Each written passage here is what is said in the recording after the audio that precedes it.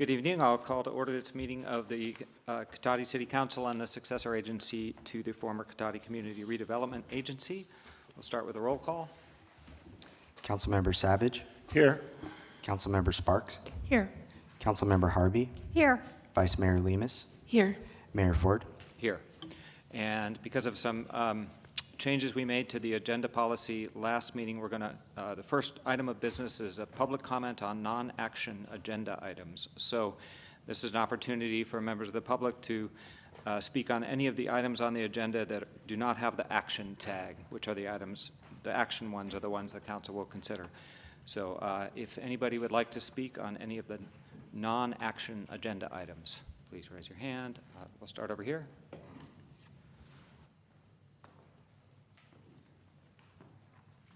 Yes, Mr. Mayor, you mentioned that you had changed some things. I thought roll call was pulled off along with the Pledge of Allegiance and the land acknowledgement. And I see it on here, so I was just wondering, was I in error that you did leave that on? Because like I said, I assumed that all those things had been removed. And at on your last agenda, I believe the Pledge of Allegiance, the roll call, and land acknowledgement were not on the agenda, and you did them anyway.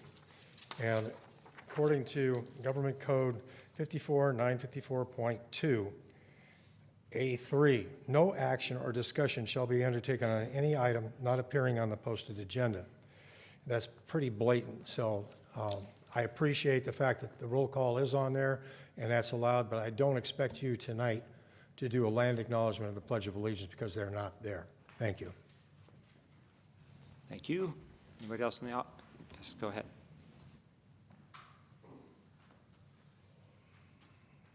Good evening, council, staff. For the benefit of the audience and the folks at home, my name is George Barrich. I'm a former city councilman here in Cotati. I served with honor and distinction. I've been participating in the process for many years. I would like to bring up the fact that at the last meeting, previous meetings, citizens have informed and educated the city council as to the government code, which refers to the fact that each and every item that you have on the agenda must be opened up for public comment. And that's been violated. The citizens have read you the law verbatim. Nobody in the city staff or the city council has reached out for comment or any correction. I think it would be highly advisable to apologize to the citizens and also to acknowledge the citizens who have helped educate you. Now, next item regarding the agenda itself, as you can see from the printed version, the typesetting on this is probably 8 or 9 pica point type. This is almost impossible to read. I've never seen this type of small type at any other city council meeting anywhere.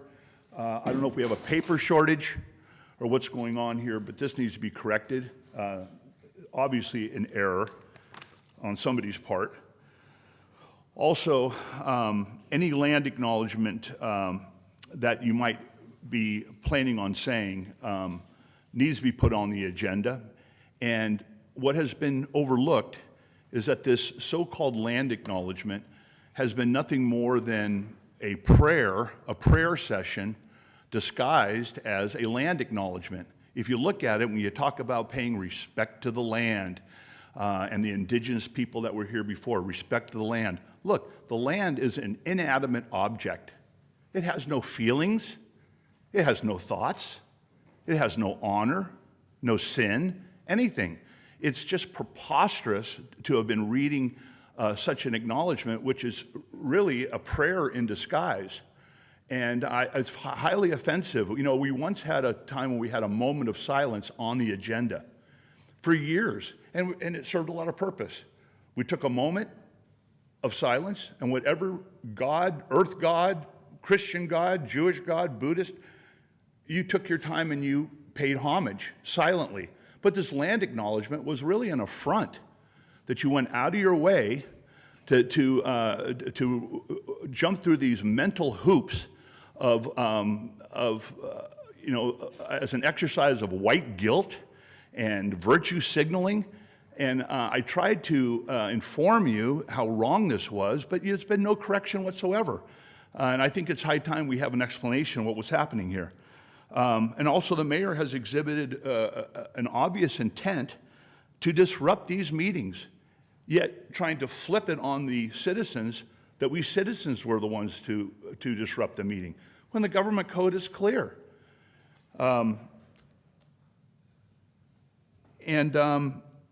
For some 52 years, we had the Pledge of Allegiance on our agenda. 52 years. All of a sudden, it's been taken off. I don't know what you're trying to do. I know most of you don't say in the pledge, one nation under God. You get tongue-tied during that part, but that's fine. But either call it something else, make it the Katati Pledge, whatever you want to do, but it wasn't the Pledge of Allegiance the way you guys were reading it. And it should be put back on the city agenda. It's a huge affront to the history of this town, the traditions of this town. wrap it up. And very anti-American. Thank you. Anybody else in the chambers? Okay, let's check with our Zoom audience for comments on non-action agenda items. Thank you, Mayor Ford. Speaking to our Zoom attendees, please use the raise hand icon to make a public comment. The first hand is from Lori Alderman. You have the floor. Hi. First, why is the non-action and agenda items public comment now? None of us asked for it to be put, and it denies us the right to hear what you're saying, like the city manager's report, city council member reports. It makes no sense that we can't even now public comment on the city management one. And these rules were vindictive and silly that you passed. The land acknowledgement, you are making a statement every time you say it because you're not including the Pomo tribe as documents have shown. You only acknowledge the Miwok tribe. Rona Park does Miwok and Pomo correctly. So you're making a statement. It's an action for the land acknowledgement. Now I'm going to go into future agenda items. You need to have a workshop on the Brown Act for council and for the audience, staff. You've been schooled by federal court. You're probably going to be schooled again, but you need to follow the Brown Act and respect public comment. The other thing is direction on future agenda item. Weed abatement. Weeds are getting out there, and we're coming into summer. You need to have a start about getting senior citizens involved in this city. We could use a senior citizen council, a youth council, all those. The code enforcement scandal is coming to you guys, and no matter what the staff are doing, spending hundreds of hours right now, you're not going to get away from the code enforcement scandal. It's too big, and you're going to be, have known about it for about 18 months now. It's going on 21 months. It's 21 months. We have a hearing this week, and you spent so much of the taxpayers' money on this. It's going to come back on you, and you need to have the code enforcement scandal dealt with and have a new program. And also, let's see, I think that's about it. Thank you. Thank you. Seeing no further hands, Mayor Ford, that will end public comment.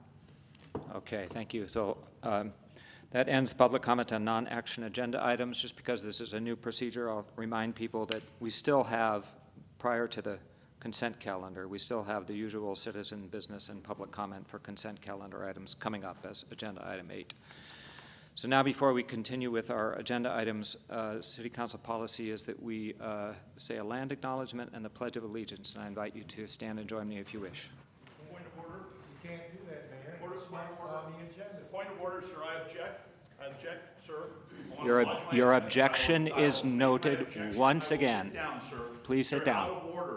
This is not on the agenda. Please By law, be you seated, cannot sir. speak on any item that's not on the agenda. You will not take this time Your for objection religious is activity. noted, This sir. is not a time for religious activity. I'm warning you, sir. You're out of order, and you're disrupting the meeting. You cannot hijack this meeting for your own personal and religious purposes. There is no land Please be acknowledgement. seated. You put it on the agenda. You or- said you would be You're seated, out of sir. order, Your sir. objection is loaded. You're out of order. Your objection is noted. Please be seated, like you said you would. Are we moving on to the next item? Your objection is noted. Please be seated, as I'll you said stand you here. would. Proceed. Oh, that's fine. The city of Cotati object to recognizes that we're on the I object to ancestral this lands meeting. of the Coast It is Miwok, disruptive. who are the It is original also caretakers of illegal. this area. Should be a point of We order. respectfully acknowledge the indigenous peoples who have been desist. stewarding and maintaining a Please relationship stop and on this desist. land as knowledge keepers You for are millennia. disrupting the meeting. This acknowledgement does by not take the California place of Code, authentic Government relationships Code with indigenous communities, 54954.2. but serves as a gesture of respect You are- to the you are land we are on. Me reading the agenda. Please stick to the agenda.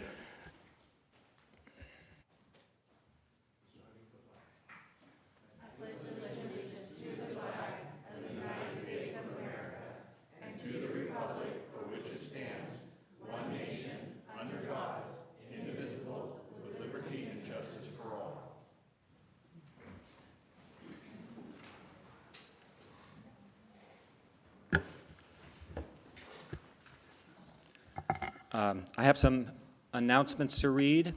First we have approval of minutes and notice of waiving of reading of all resolutions and ordinances introduced and/or adopted under this agenda. Speak on this matter? Like to speak on this, sir? There will be an opportunity for public comment when I ask for public comment. Please wait until public comment.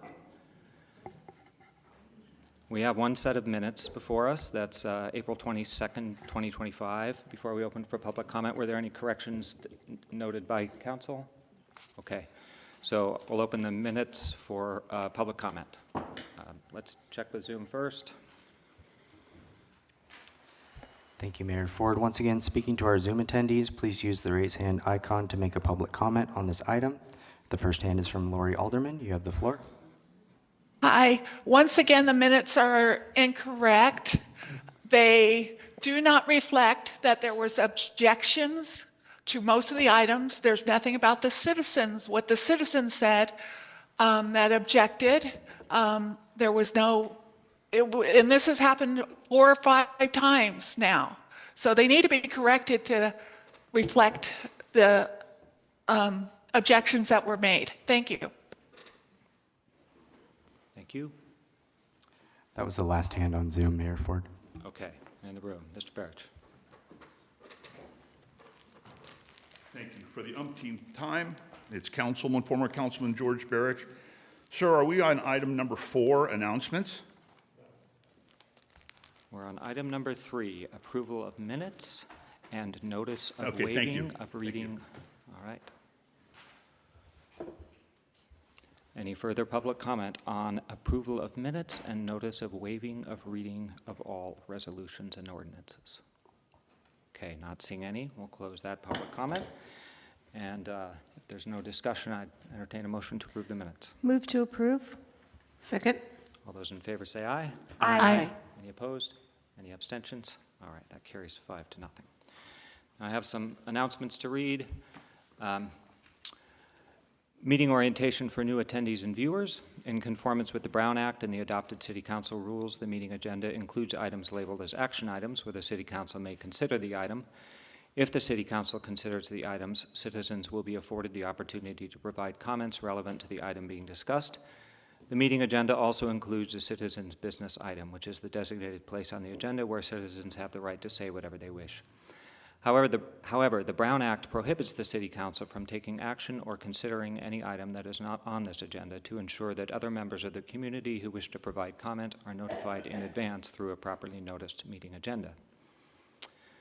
B, Measure S supports police services, a variety of recreation programs for all ages, and the maintenance of our streets, parks, and public buildings. See details on the web at cotadicity.gov. C, citizens interested in receiving City of Cotati community alerts via text or email are encouraged to enroll with Civic Ready by signing up on the city's website, www.cotadicity.gov, under the How Do I link at the top of the homepage. Next, have you noticed a streetlight out, pothole, or issues in a city park? We want to keep Cotati beautiful and running smoothly, so please let us know what needs to be fixed by going to the city website under How Do I and report a service request. And finally, like always, we love to hear from you, so please feel free to contact the city at 707-792-4600 or info@cotadicity.gov. If you have a non-emergency issue after normal business hours, you can contact us at 707-792-4611. And of course, if you have an emergency, please contact 911.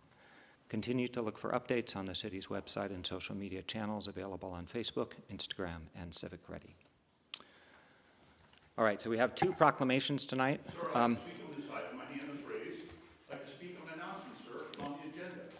You had an opportunity to speak. Let me speak after you spoke. I'm ready to speak. I said no such thing. You had an opportunity to speak on announcements Now, sir, at the. on the agenda, according to the government code. All right, we're going to take a 5-minute recess. Must be opened up for public comment. I'd like to speak on I this, sir. apologize to everybody who's here. On this matter. I'd like to speak on this matter, sir. On announcements. By law, I have a right to speak under announcements, sir. Is that a no, sir? Is that a no? Can't hear you, sir. I'll be here when you get back.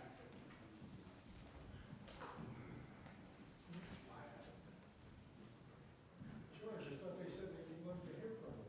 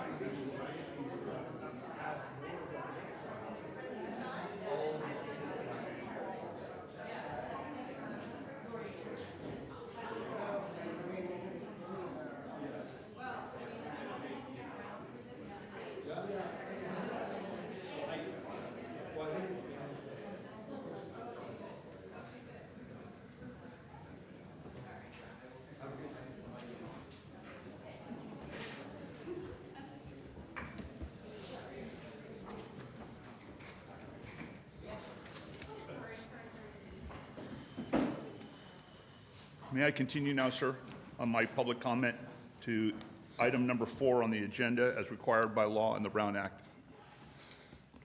May I have my 4 minutes, sir? I'll call us back into session now. So I first wish to make the point that by enforcing the council rules as they are currently written and which are completely consistent with the Brown Act according to all legal counsel, I am simply trying to move us to the business at hand, for which we have many people in the room today, and which we are currently delayed. We are. Go ahead, sir. So you've currently delayed us about half an hour. Since you missed your or did not recognize that the new process, you had an opportunity to comment on the announcements during the public comment on non-action agenda items. We will. You took action. You read a prepared statement. This is not a back and forth, sir. Please be quiet until I let you speak. This is not a back and forth. Since you missed that opportunity to comment on non-action agenda items, apparently unaware that the new procedure, that was your opportunity, I will give you 1 minute now to comment on announcements if you wish, but for this meeting only. You're not giving me anything, sir. Don't try to flatter yourself. I get 4 minutes. You took action. Please begin a 1 minute timer. By reading it in full, okay, and it opens up, by law, it opens up the right for the public to comment on it. We've been over this before.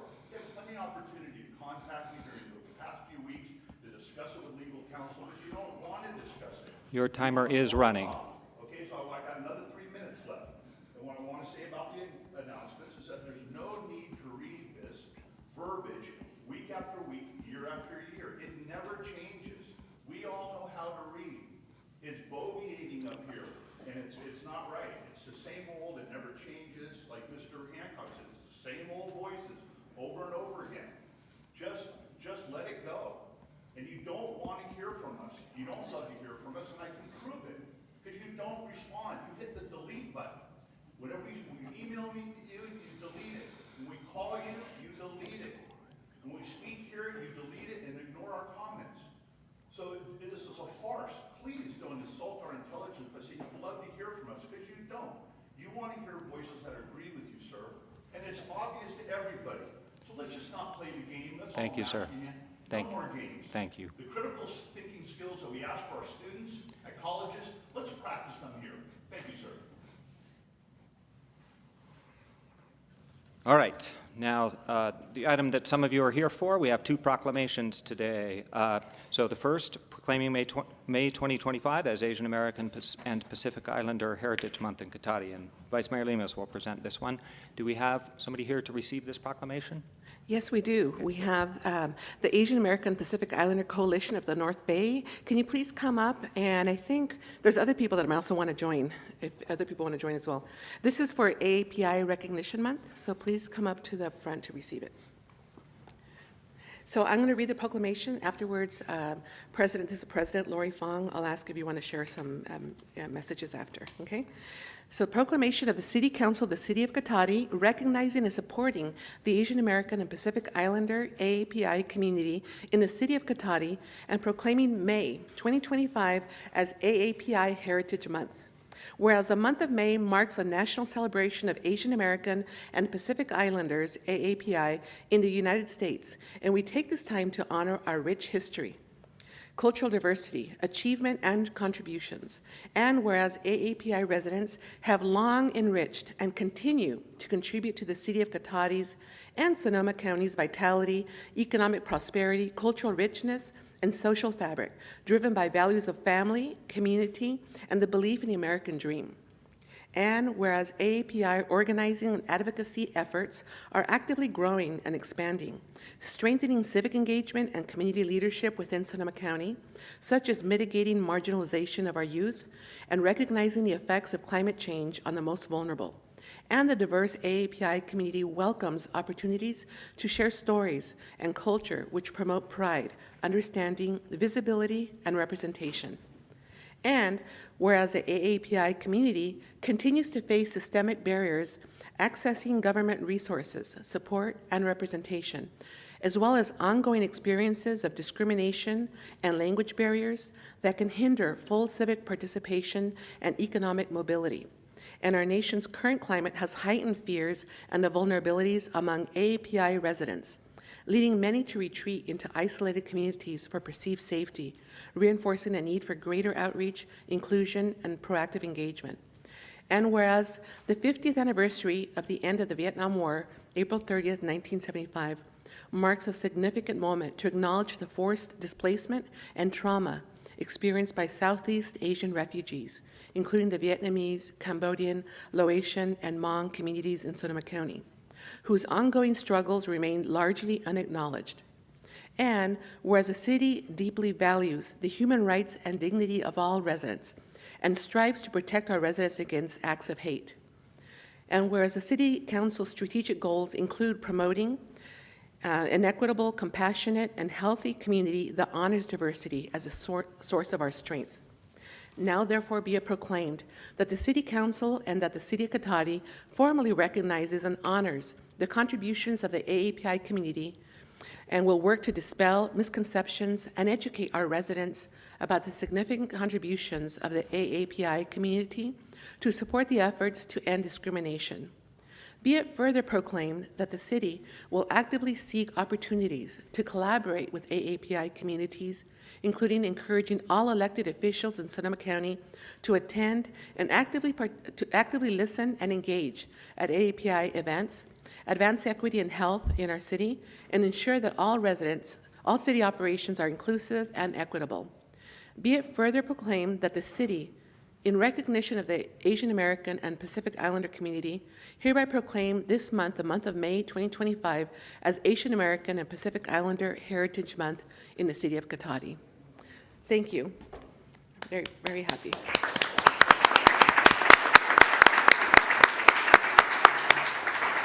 So I invite my friend, President Lori Fong, to share some few words. So Vice Mayor Lemus, Mayor Ford, council members, City of Cotati, staff. My name is Lori Fong, and I'm the president of the Asian American Pacific Islander Coalition of the North Bay. And these are some of the members behind me. And 20 people wrote that, I think, because we came together to figure out what do we want to say, because we're talking about AAPI PI people in this area. The diaspora is as wide as stars in the sky. Ethnically diverse, economically diverse, educationally diverse, politically diverse. They come from all over. So many of them are hiding. Many of them are first-generation immigrants. Many of others of us came to Gold Mountain, California for fortune and riches. And some of them made it, and most did not. And there was exclusion, there was incarceration, and violence, and all of that. But we really thank the City of Cotati for recognizing the diversity, the inclusion of all the people, and that we want to count on the City of Cotati as a safe place for all people to live. So we really appreciate it. Thank you so much. Oh, just one more thing. APIC is 4 years old. It is the only organization in this county, in the North Bay, that really centers all of the Asian cultures for celebrating culture, reducing isolation, bringing forward advocacy and education and that. So we're getting there, Thank you. Thank you, Lori. Now, can we take a picture as a group picture with all the group? That'd be great. We'd love that. Thank Thank you. you so much. Oh, we have one person who wants to say one thing. Sure, of course. Hi, as Cotati resident, I appreciate this proclamation. I see it as an ongoing relationship between the city and our community. Thank you. Thank you.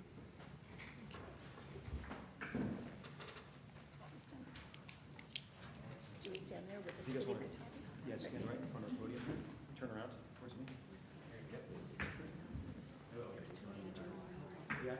Thank you.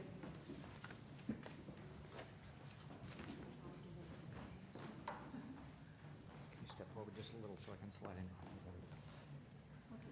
Getting crowded up here.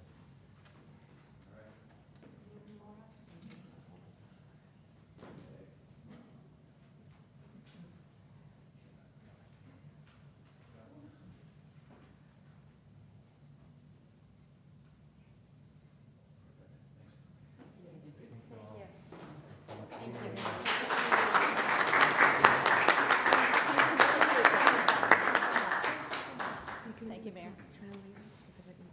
Yeah.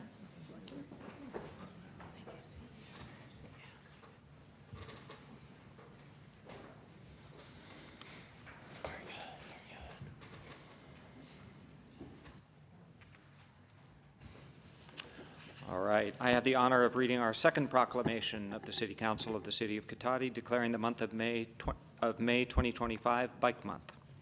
So I invite Eris Weaver, the Executive Director of the Sonoma County Bike Coalition, to come forward.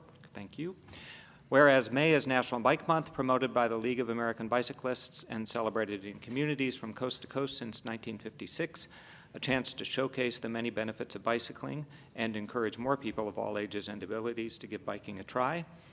And whereas since 2004, May is Bike Month has been celebrated across the Sonoma County region, and events are planned throughout the month to promote and encourage people to try bicycling for some of their trips. And whereas every day is a good day to choose riding a bike, but May is special because people want to get outside, enjoy our wonderful city in warmer weather, and enjoy Cotati's bike lanes and trails for recreational riding, commuting, and seeing the city we call home.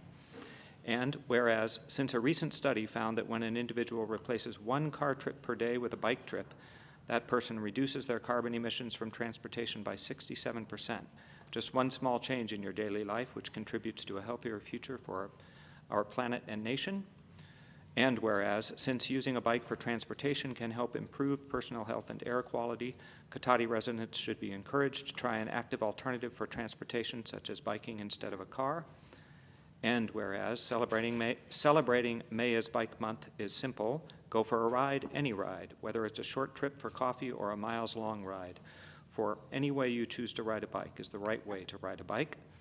And whereas the month of May is a great time to check with local cycling clubs, the Sonoma County Bicycle Coalition, or our local bicycle shop to find other people with whom to ride.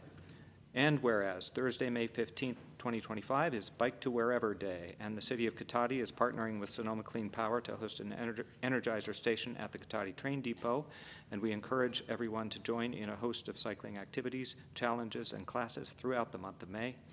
Now therefore be it proclaimed that the City Council of the City of Cotati declares the month of May 2025 as Bike Month in Cotati.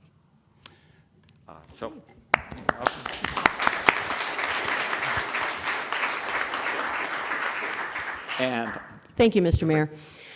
25 years ago, members of a local cycling club decided to channel their frustration, their anger, their fear, and their sadness at the number of cyclists who were being injured and killed on the roads into forming the group that is now the Sonoma County Bicycle Coalition.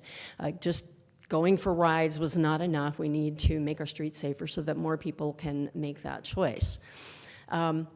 We can measure the success that we've had over this time by counting the number of bike lanes and bike paths and bike parking and things that exist now that didn't then. But for me, one of the things that feels just as important and possibly even more so is a shift in public perception around cycling. There are still a few people out there who hate cyclists and harass us. But in general, it feels like there are far more members of the community, and in some places I'd say even a majority, who are with the program, who no longer see making our streets safer for cyclists and pedestrians as an impediment to their getting where they want to go, but seeing it as a way to improve safety and quality of life for everyone in the community. Cotati's been a partner with us for a long time. In fact, my very first introduction to the Bike Coalition was when Mr. Ford invited me to come help out at a Bike to Work Day Energizer station here in Cotati. So we've got a long history here.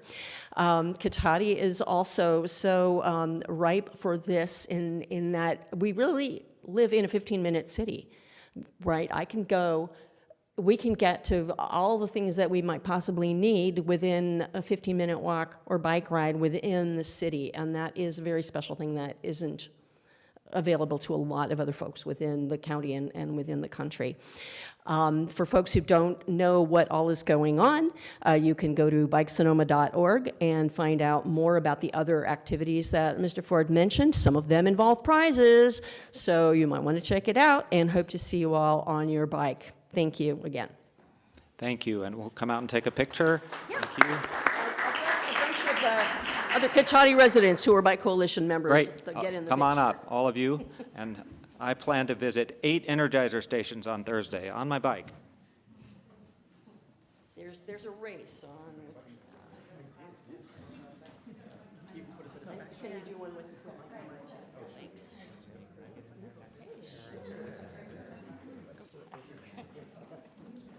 I'm going to go in between. Okay, all right. Do we need to squish in more?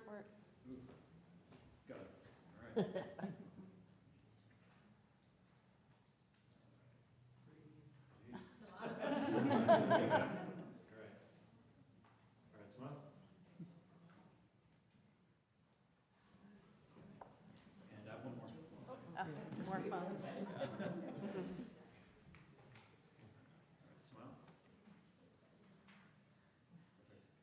All right, thank you.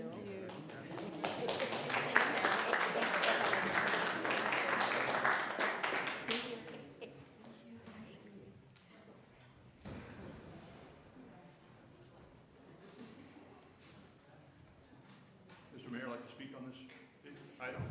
This is a non-action agenda item. The opportunity to speak was at the beginning of the meeting. You took a lot of action just now. I mean, I speak on this by law. I have a right under California law to speak on this item. Sir, you had ample opportunity at the beginning of the meeting. At the beginning of the meeting, you had ample opportunity to speak. 4 minutes, sir. I alerted you at the beginning of the meeting that the public comment on non-action agenda items was the time when you, Amazing amount of action. and you had, Any first-year law student could see. you had ample opportunity to speak prior to that item occurring, even though we took no action. You had ample opportunity. Do I get to speak before or after you speak? Just be Your consistent. opportunity to speak was public comment on non-action agenda For items. the third time, It you is, took action, sir. in front of the whole world on tape. Please allow me the opportunity to speak under California law. Don't jeopardize your career, sir. Mr. Attorney, could you define action for the council, please? Well, Mr. Mayor, the council did adopt a proclamation, so I think in this particular circumstance, Mr. Barrett is correct that he should be provided an opportunity to speak. All right, thank you. We'll open public comment then. So, Mr. Barrett, you may speak first. Thank you, sir. No apology necessary. I wouldn't want to stress you out.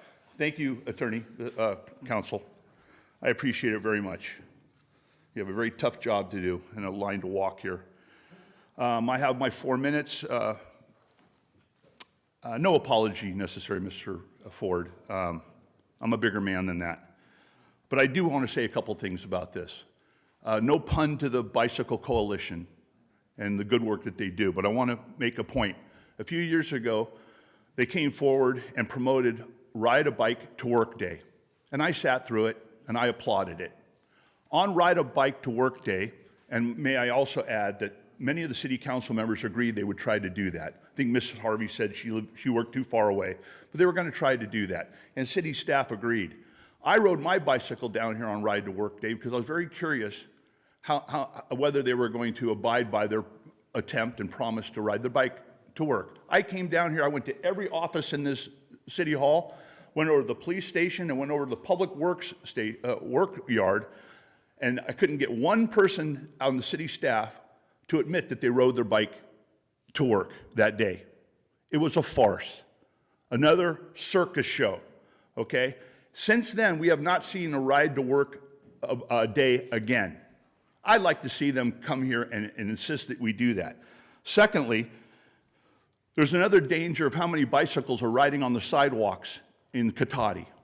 I've almost gotten killed by bicyclists on the sidewalks.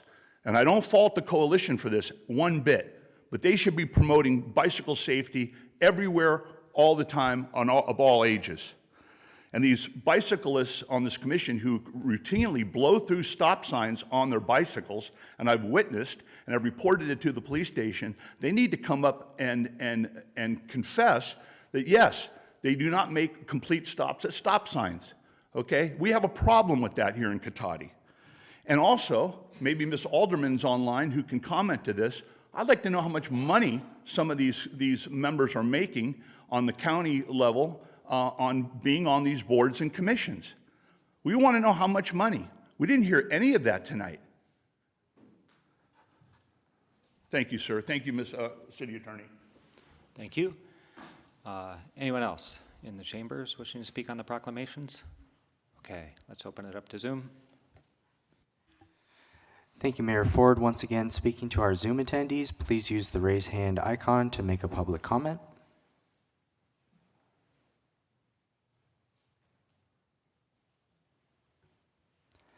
Seeing no hands, Mayor Ford, that will end public comment. All right, thank you. And thank you to Mr. Barrett and the attorney for clarifying that proclamations are indeed an action item and will be opened for public comment in the future. Thank you.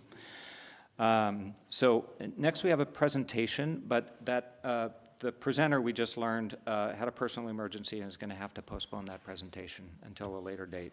So item 6 will not occur. Move on to agenda review. Are there any changes to the agenda proposed? Nope, no proposed changes, Mayor. Okay. So we're on to citizen business and public comment for consent calendar items. Any member of the public wishing to speak to the council on any items listed on the consent calendar or any matters not listed on the agenda that are within the subject matter jurisdiction of the council may do so at this time. Pursuant to the Brown Act, the council is not allowed to consider issues or take action on any item not listed on the agenda. Pursuant to City Council Policy 2025-02, comments of any member of the public are normally restricted to a total of 3 minutes in length per person for matters not on the agenda, and a total of 3 minutes per person in length for any and all items on the consent calendar. The mayor may extend the time limit for a reasonable time where a disability accommodation has been requested. To facilitate public comment, the timer indicator lights will display yellow when there are 30 seconds remaining and red when time has expired. So we'll start citizen business and public comment for consent calendar with Zoom. Thank you, Mayor Ford. Once again, Zoom attendees, please use the raise hand icon to make a public comment. The first hand is from Lori Alderman. You have the floor. I wanted to take you all down history lane, and it's very relevant to what's happening with this meeting. An AAPI federal judge, Edward Chen, a few years ago, commented that you all should be listening to me. That's after he had federal free speech rights are greater than the city council rules and the Brown Act. It's a federal, I was sitting there with my paralegal book studying, and I told the attorney that he was wrong, and he was. Judge Chen found out that it was Robin Donahue, not Mr. Baker, that I was correct, that it's the supremacy clause goes. You can't do this keep limiting people's free speech rights over city council rules or our ADA accommodations, which you have also been doing. We need to be able to, you need to not have federal judge Edward Chen once more tell you that you should be listening to Lori because the attorney was wrong. The mayor John Deloso then was wrong. And you put us through a lot. You broke the Brown Act, and the judge ruled that during the civil rights lawsuit. The other one issue I wanted to bring up was accessibility in the city. Bike to work day is okay, but many of us cannot ride bikes. This city is not accessible. You just, with the West School Street sidewalk, you just put in, even when you try, you mess up. You just put in the cutout going into where the stop sign is, where the stop line is. So around a blind corner with trees up that are higher and you can't see anything. So basically the bike path goes into, anybody going in a wheelchair will not be seen going off so this is Katati engineering. It's happened over and over again. With ADA accessibility. We had Clifford Street. We had a cutout going to Rocks and Wood for many years. And also on the other side, on the Maple side, with a new configuration, you have cement, and then you have wood chips. And a blind person, no signal for a blind person to be able to know that there will be going off the sidewalk and into wood chips. That's an accident made for a blind person made to happen. Lastly, deal with the code enforcement. This is going, it's big, guys. You're going to be individually sued if you don't deal with it and stop ignoring things like passing minutes unanimously when we've said corrections. Thank you. Thank you.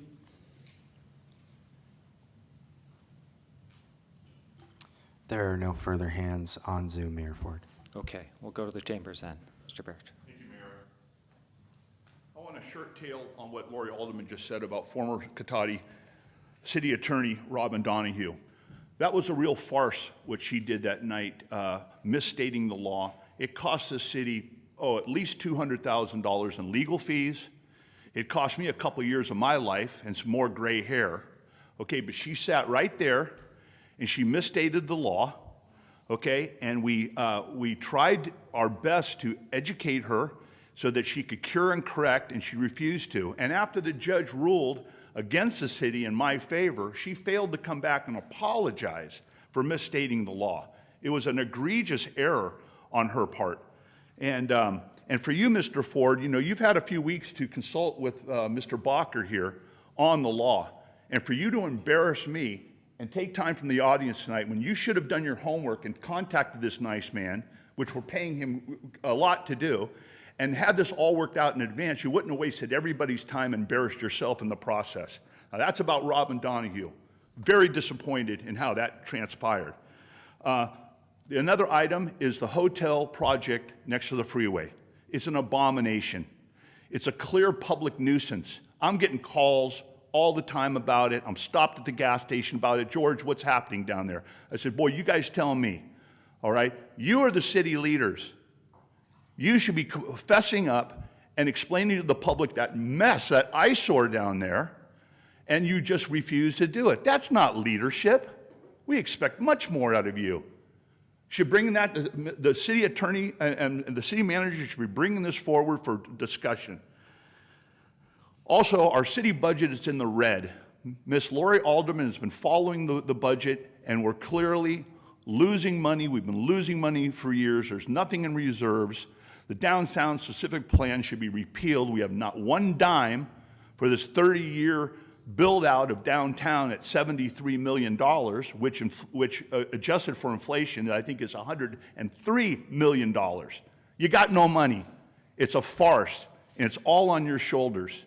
We need a public workshop on what we're going to go do. We're going to go back to the La Plaza plan, which made sense, or you're going to go down this rat hole and it's going to be a hill that you die on. Also, I want to comment and compliment our fine Chief Stewart Simmons back here. My suggestion was to ask Mr. Simmons if you'd please move to the back of the room. In case any hostilities come through the door, he can have a jump on it. He's a high-end professional, and I want to thank the city staff and the city council for taking my advice for the chief to sit in the back of the room. And also want to commend the chief. I did in an email too. He has rescheduled a revival of the Cotati Neighborhood Watch Program. Please join us. Love to see you there with my neighbors to take a bite out of crime and work with our fine police department. On announcements, I think I made myself clear. Mayor Ford, I'm hoping that you change your announcement once and for all, not to say that you love to hear from the public when you don't. You have selective hearing, sir, and it's unfortunate. It's human nature. I mean, I get it. I'm your brother in this process of governing this town, but it's a real oversight. When you delete, not return my messages for 30 years, and wonderful Miss Harvey never returned any message over 10, 15 years. It's an embarrassment. I mean, and it's really an insult to our intelligence. Clean that announcement up and allow us to speak on it, or just get rid of it. Thank you. Anybody else in the chamber for citizen business and public comment for consent calendar items? Okay.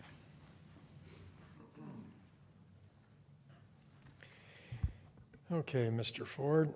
First off, I'd like to thank the city attorney for using some common sense about the proclamations. The same could be applied to land acknowledgement and the Pledge of Allegiance. As I said, the Brown Act says what it says. No action or discussion shall be undertaken on any item not appearing on the posted agenda. On your own agenda, it says in conformance with the Brown Act. That's part of the Brown Act. I'm sorry if you can't understand common sense, but that's what it is, and that's what you're doing. You're taking an action by saying the pledge. You're taking an action by repeating the other thing. Now, I've said it before, obviously it's not going to get through to you. Now, on that same item, the public comment on non-action agenda items, you allowed Mr. Barrich and Ms. Alderman to talk about things that weren't on the agenda, that weren't non-action items. I'm going to be fair about this. I believe in following the law and your rules. Well, if they're commenting things that aren't even on the agenda and you're allowing it, that's wrong too. Now, if we go down to this thing and as far as getting through to you, I'll tell you this. I'm from the city of Dixon. I have a lawsuit in against the city of Dixon right now for holding an illegal emergency meeting. They held in a meeting, there was no dire emergency. They violated the law. I'm not playing around. I'm telling you right now, I'll be contacting my same attorney, and if you continue to repeat this, saying the pledge and the land acknowledgement without having it on the agenda, you will have a lawsuit on your hand sometime within the next couple of months, because I'll be coming to these meetings until I either see it resolved or whatever. And Mr. Bacher can have a good time with that. I'm sure he'll make a few dollars off of it. And as far as the consent calendar items, do you want me to speak to that now or wait? Now's the time. Okay. If you're switching to consent calendar items, you have a separate I don't need the 3 extra minute- 3 okay. minutes. I just want to ask a simple question. On 9D, adopt updated records retention schedule. Do you have any plans on destroying public records? Is that part of this? Because some people have told me that's what you want to do, and I didn't see it within the agenda packet. I see a bunch of fine print on different codes and things that apply to those records, but I didn't see anything that says you're going to get rid of them. So I just want some clarification on that, if you could. Thank you. Thank you. Anybody else in the chambers? Yes, Mr. Hancock.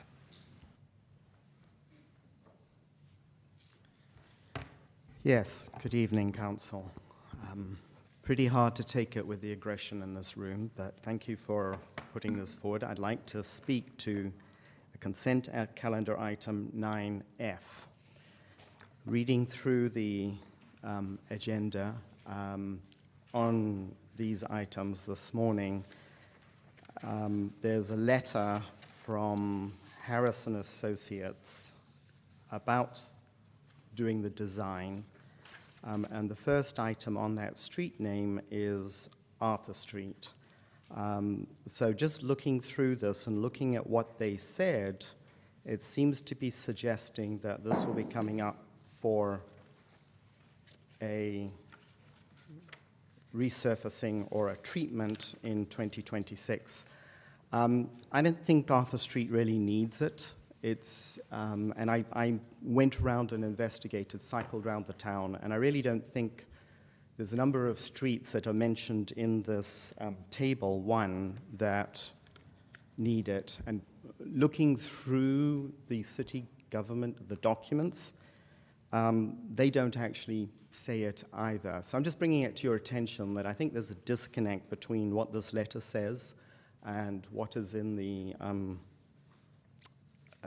CIP and in the map that's shown there. So there are streets that need some work on them in cycling around, and I did identify them in a letter that I sent through. So I think the West Katati Avenue is definitely needing more update than some of these, and it's not on the map. It's not identified as coming up to date at all.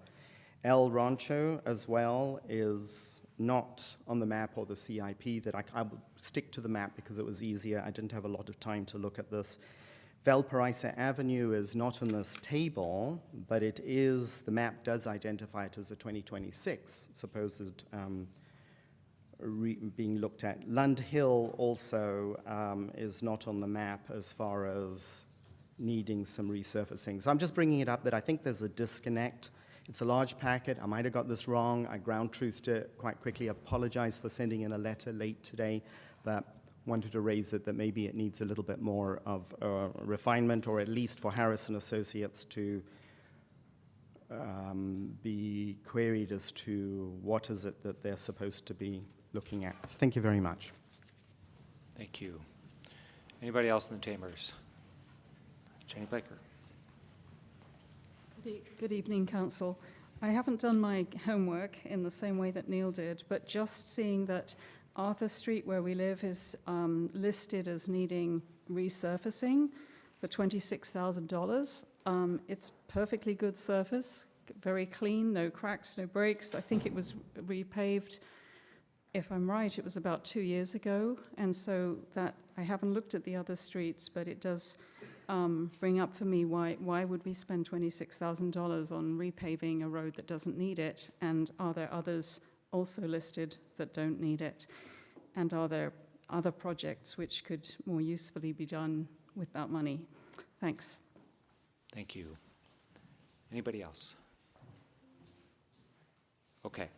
That'll close citizens' business and consent calendar comments, and a couple of items were brought up that I'm hoping the city manager could address. D and F, I think, primarily. Sure, yeah. So on D, it's the retention schedule, so the records are destroyed after the retention's up. That's how that works. And then with F, so as the council knows, I mean, for many years with sustained investment, our streets now are among the best in the county, and there's a reason for that. It's a very systematic approach and a lot of investment over time. And the basic approach to street maintenance is we have, once a year, we have a maintenance project, like a preservation project. So that's not like reconstructing roads, because some of our older roads, some of the roads are in worse shape. They have to be actually dug up and rebuilt. So that's a reconstruction project. Those often are so to kind of make a long story short, we have a program that tells us, based on visual inspections of the street network, which streets we do, and it spits out a whole bunch of street segments, and then we manually consolidate those. So if you look at a 5-year CIP, it's going to be much more sort of computer generated, and it's not necessarily a cohesive project in terms of constructability. So we go, as the projects get closer, we go through the process of consolidating and making them more constructible, both in terms of geographic location, but also, you don't want to slurry seal 100 feet of road in front of someone's house and then nothing else around it. It just doesn't make sense. So that's the process we go through. And I will say, with regard to the 2026 project, this came out of the Street Saver program largely. So what would happen, for example, is Arthur wouldn't actually get paid. We'd probably move one of the streets from 27 into 26 to make it a more cohesive program. And I would think the same with like Olaf, for example. And sometimes it's a very dynamic situation because you have the Street Saver program, and then you have budgetary issues, and then you have projects, then you have grants. And so all those things are constantly changing from year to year. So that's why it's a bit of an iterative process as you go through this each year. So with regard to the commenters' concern about Arthur Street, I'm sure that's not going to be in the paving program for 26. It needs to be bumped out by a project in 27, a project segment. So that's the short version, but if there's more questions about it, then we can pull the item and talk more about it. Okay.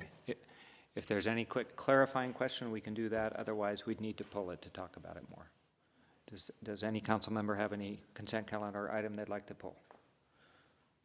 Okay. In that case, I'd entertain a motion to approve the consent calendar. Move to approve the consent calendar. Second. All in favor, say aye. Aye. Any opposed? Any abstentions? Okay. That carries 5-0. Thank you. So, direction on future agenda items. Is there any council member who wishes to suggest any future agenda items? Sorry. Okay. Not seeing any. We'll move on to public hearings. So item 11A is consideration of a resolution approving preliminary design review, a tree removal permit, parkland dedication, and a vesting tentative map to allow construction of a 178-unit multifamily mixed-use development on a 10.62-acre property located northwest of the intersection of Redwood Drive and State Route 116. We'll start with a staff report. Thank you, Mayor Ford. My name is J.P. Harries. I'm a senior planner with the City of Cotati. And tonight we're talking about the Redwood Row project. And this is my first time driving slides, so bear with me. All right. So this is a mixed-use project. It includes 134 townhouse-style condominiums with up to 33 ground floor ADUs, and those would be spread out over 26 structures. Also, it includes a 44-unit apartment building in one structure. And within those 26 townhouse-style condos, there's approximately 10,000 square feet of commercial floor area. Those are the commercial units that are fronting Gravenstein Highway, Highway 116, and Those are ground floor units. They are for sale. There's about 16 of them. And then above those are additional living spaces, but that's part of the 134. The project includes 2 parks totaling approximately 1 acre in total. One's a dog park as proposed, and the other one is more of a community park with a playground area.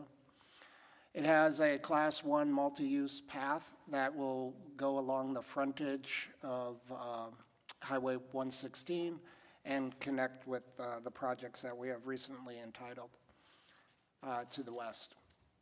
It does include a private pool and pool building for residents of the development, and it has and it incorporates some Wooners and on some of the streets. It does require 3 different entitlements. One's design review, the other is tree removal, and last is approval of a vesting tentative map, and that map includes park lane dedication via public access easement. I'd also want to say, I apologize, the applicant team is here, and they have a presentation as well. And also online, on Zoom, we have our CEQA consultant available, as well as our traffic consultant. So if you have specific questions about any of those, they are all available for questions. Moving on. So this project has, not so much this project, but this location has some history to it. It's been long targeted for development by the city of Cotati. Many years ago, it was going to be factory outlet stores was the plan. And then another plan after that one was a Nokia corporate campus. That all went away, and then more of a commercial development was proposed and approved, which was called the South Sonoma Business Park Project, which had multiple components to it. 2 of them have already been constructed, which was the Cotati Cottages and Lowe's, and then Cotati Village 1 was originally part of that. That project went away, and then a kind of a new project came in. But those were all part of, I think it was like 34 acres in total. And this project is a part of it as well. And there's some easements from that particular project that run with this particular parcel, which basically gives you some of the park and road layout as, and I'll show you that on the tentative map. But anyway, the site was mass graded, the whole big development was in 2002. When, prior to doing that grading, the site was fully mitigated for all the biological and wetland impacts. That included impacts to the California tiger salamander. And as part of that, the South Sonoma Business Park Assessment District was created to pay for those improvements and an endowment for the continuation of the protected areas that resulted from the mitigation. So coming forward, on May 26, 2020, we received the original submittal. Since then, there were some project iterations. There was a period of time where not much was happening and on our end, but the applicants were busy working through, again, making sure all the biological and wetland impacts issues had been resolved, which they were. And then on October 30th, 2024, we received an SB 330 vesting application. So that application essentially sets, anything that the city has adopted, and we have adopted some rules since then, would not be applicable to this project, and that includes fees. And then on February 5th, 2025, we held a neighborhood meeting. This was noticed to everyone that received notice tonight, so that's everyone within 500 feet. Plus, we make sure to include everybody that's in the cottages. Someone would get excluded if we didn't, but we do. And we only had one attendee, and it actually wasn't even a Cotati resident. It was an employee of Lowe's that showed up, and they didn't have any issues or concerns with the project. And I'll discuss the Planning Commission meeting at the end of this presentation. So this is the project site. You can see it's just south of Lowe's there. It's a vacant site. The takeaway from this is that there's 4 parcels to it. some of these are remnants from old developments and also remnant from the business park, the business park plan. In the center of the site, you'll see there's a large oak tree. That oak tree is going to be retained and incorporated, and is incorporated actually into one of the public parks that are proposed. And then there's a line of oaks along the southeast property line that run along that fence line adjacent to China Village Restaurant. The tree that's proposed for removal is just southwest of that large oak tree, and it's kind of a scrubby-looking eucalyptus tree, and it really doesn't provide any value to the site. There's 2 oak trees that are right along State Route 116 that are not currently proposed for removal, but our suspicion is that once all the civil plans are done and we find out what's going to actually happen in the roadway development, there's very likely that those trees will be removed or adversely impacted. So we want to draw your attention to that right now.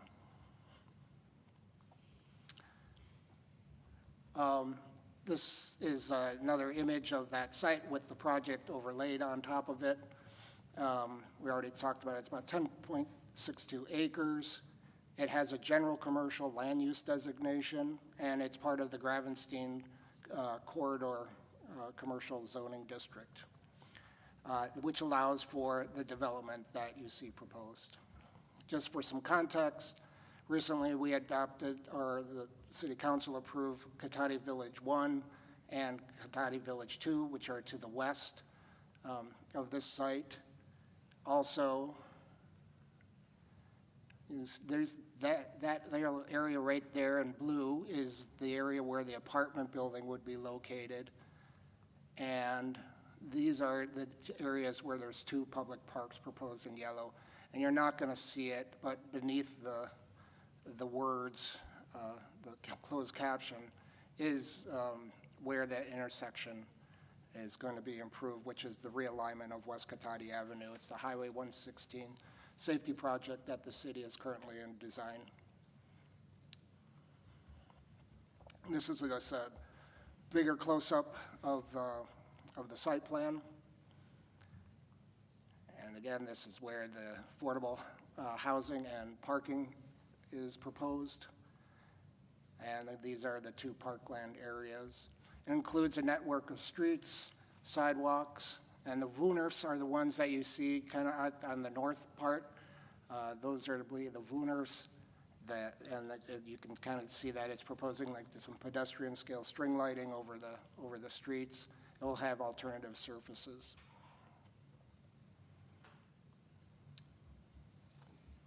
And then that intersection.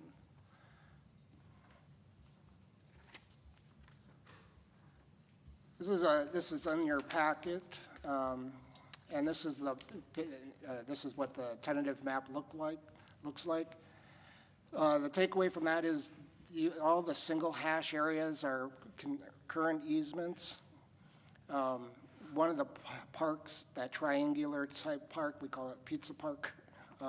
That's where the dog park is proposed to be, and it's always been designated as an area where parkland would be as part of that South Sonoma Business Parkland. Also, it has a roadway connection that connects over to Cotati Village 1 site and then also down to State Route 116. That's that single hash. The double hatched areas are new public access easement areas, and that would include the park and the road. So all that hatching that you see will be all 100% public access. The other things that you can see on this map, of course, are the 2 parcels. The large lot 1, where the condominiums will be, and then lot 2, where the apartment will be. And you can see kind of the roadway layout where there'll be easements for utilities and public access, but within the development. This is a rendering of the mixed-use buildings. This is taken from well, from the entrance on 116, looking towards the northeast.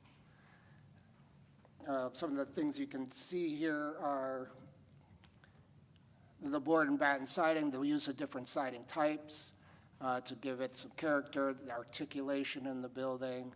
It meets our objective design standards. The commercial buildings are on the lower part. They have a distinctive look and larger windows using that stone veneer. And then one thing that you don't see is you don't see any mechanical equipment and solar. All these will be equipped with solar, but they use a roof well or an equipment well along the roof, and so all the equipment is kind of recessed down on the roof.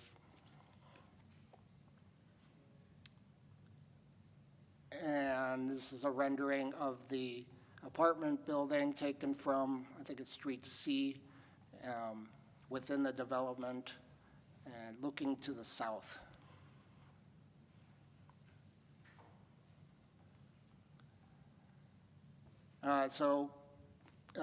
This application does include parkland dedication. When we do residential subdivisions, they are obligated to dedicate parkland and or pay a fee. And in this case, together they're dedicating approximately an acre. This particular one is just under half an acre, comes with 7 parking spaces that will be shared with the commercial areas. There's bicycle parking, and there's areas for large and small dogs, and a little area of turf area as well.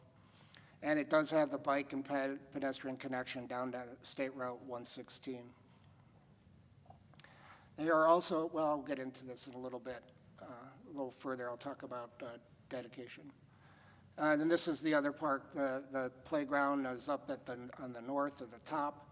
That big central tree labeled number 9, that's the existing oak that will be integrated into the park. And also there's some grass areas and seating areas and parking for about 19 cars, which will be shared with commercial. And again, bike parking, shade trees. And then just to the left of that is actually not part of the parkland dedication, but that's going to be the private pool and pool building for residents of the development. Now this is, I'm going to spend a couple wordy slides talking about density bonus because this is a density bonus project. As you now know, a density bonus allows for increased density. It also sets parking minimums. However, the density bonus laws, their parking minimums align with Cotati's, so that's really not an issue anymore. But it also, I shouldn't say requires, but it grants concessions and waivers from city standards. And we'll talk about those as we go on. But first of all, the density bonus, this site has a maximum density of 15 units per acre, which gets you to 160 units maximum on that property. We always round up when you're dealing with density bonus. Any fraction becomes a whole unit up. So per our code, this is the code that was in effect when our SB 330 application was accepted by the city. 24 affordable units are required to be built out of those 160 units. Of those, at the time, our code required that 5% be for low and 5% for very low, and then 5% could be for moderate. And this breaks down to 8 units each for this particular project. If you, under the state density bonus law, if you dedicate 5% of the units to very low income households, then you qualify for a 20% density bonus, which and 1 concession and unlimited waivers. But with the density bonus of 20%, they could get 192 units on that site. They are proposing 178 units. And one of the interesting things is well, we're going to end up talking about this more, but they're proposing 44 affordable units, even though they're only obligated to construct 24. So the density bonus actually is providing the 20 additional units that they're offering with this project.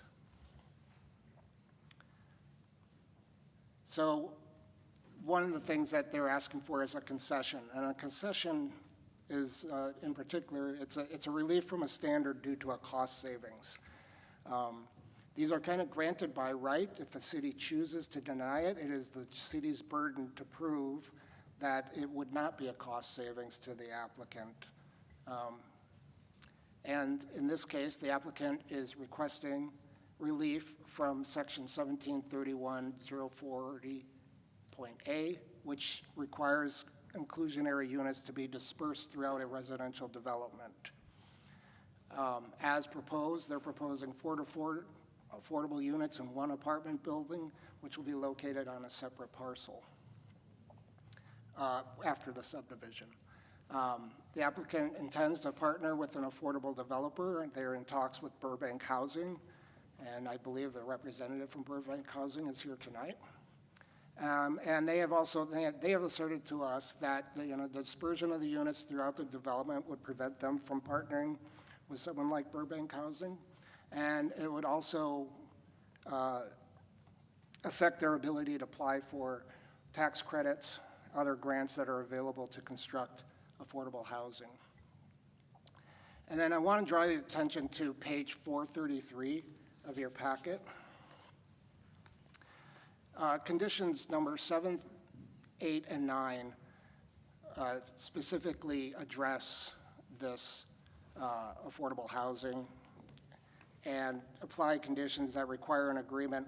There's one major correction I need to make, and that is in special condition number 9. It says prior to issuance of the project's final certificate of occupancy. That is totally incorrect. I don't even know how I ended up writing that, but really what it says and what our practice is, what it's going to say and what our practice is that will say prior to recording the final map. Our practice is that we record those agreements either prior to the final map or at the same time as the final map, or if there's no map involved, prior to issuing any kind of building permit. So those agreements are done up front before any construction begins. So we will be amending that number 9 there. I just want to make sure you're aware of that. And we're not going to be waiting until the end of occupancy. So now waivers. Waivers are relief from any standard that would prevent development at the density that they're allowed to develop. So anything that would reduce units. And you have to grant every waiver that's requested. So the first waiver was a reduction in commercial floor area. In the CG district, up to 25% is the standard as proposed. Less than 1% of their floor area would be commercial floor area. To get that up to 25%, they would either have to build a lot more commercial, and which would, the project, as you can see, is pretty maxed out in terms of the site. So they would either have to build a lot more commercial or get rid of units. The WUNRFs are limited to just the northern streets, E, F, G, and H. To provide fire access, we've kind of maintained the streets as narrow as we could in other areas, and it would probably prevent WUNRF development in those areas without widening the streets, which would, again, result in reduction of density. They also asked for a 35 height limit. There's a 35 height limit, and the project proposes 39 to 44 feet.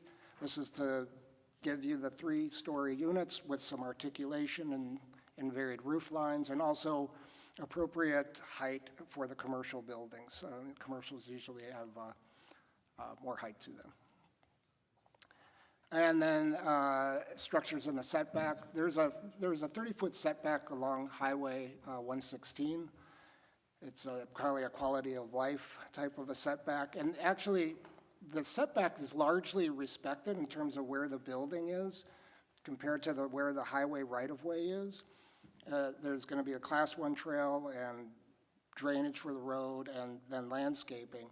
But after a dedication to allow for future highway work, the setback will be right at the building's edge. So it will have a 0 setback. This is all something we support.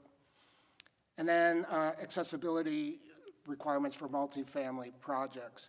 So our code, there's a building code which has accessibility requirements, the California Building Code. But our code has an additional requirement that says 10% of the units within a development must be single-story with accessibility features, or at least at a minimum offered so that people could buy those.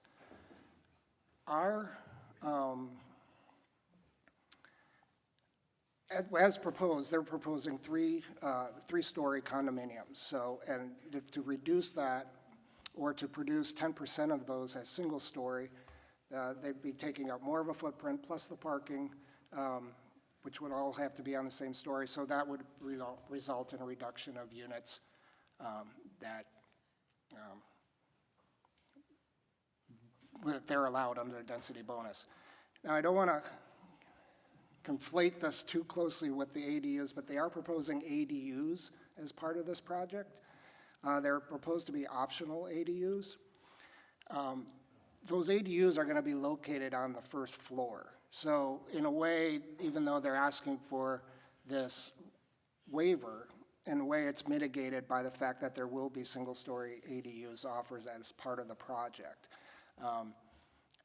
They're allowed to have the ADUs as it's state law. They can have up to 25% of the number of units can be converted to ADUs or space. You can create 25% of the units,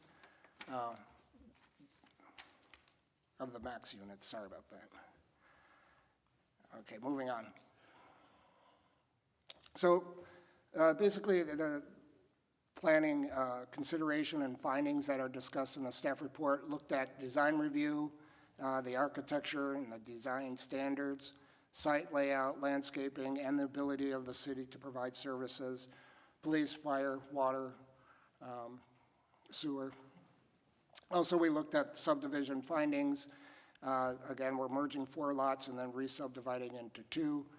The findings there focus on consistency with the general plan, suitability of the site, the avoidance of conflicts with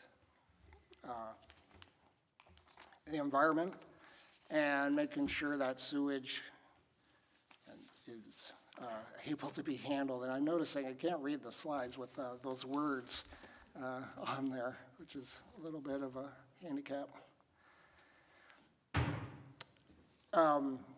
And then also when we look at parkland dedication, we look at what is required.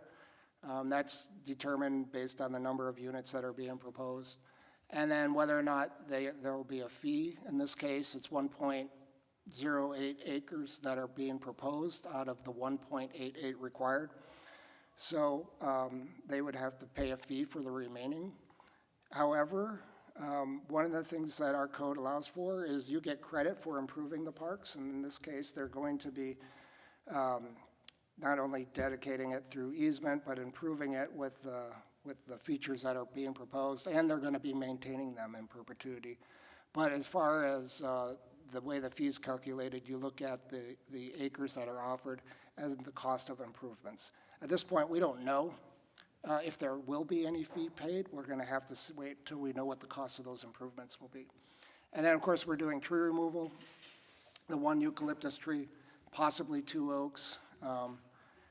The really valuable trees are retained, and then the mitigation for the removal of all of those trees, the 3 trees potentially, are worked into the landscape plan. There's a lot of trees that will be constructed or installed as part of this project. And along those lines, we are asking for an oak protection plan, so to make sure that the oaks that are being preserved are intended, will, to the best of their ability, be preserved as part of the park, as part of that. And then briefly, site access. There's 2 access points from State Route 116, and there's 2 additional EV access points. One is actually from the Lowe's parking lot. The other one is adjacent to the Cotati. Emergency excuse me. vehicle, not electric vehicle. Emergency vehicle. Okay. What did I say? EV. Oh. They're EVAs, emergency vehicle access points. Okay, I'm sorry.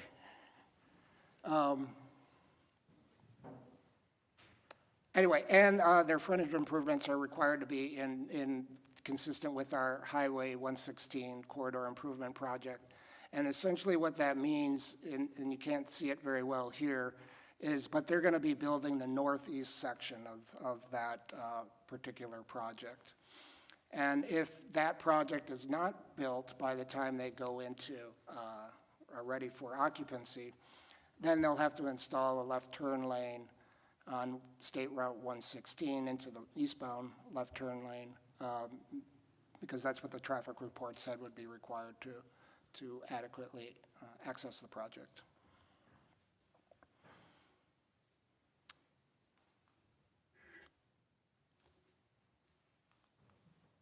For some reason, my clicker's not working.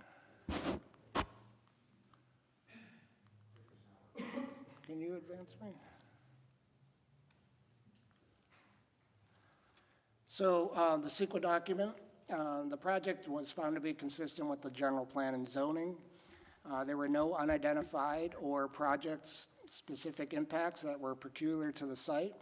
Therefore, the project qualifies as an exemption under CEQA guidelines 15183, which essentially means that we tier, the analysis tiers from their general plan EIR, and the mitigation measures from the general plan EIR apply to the project.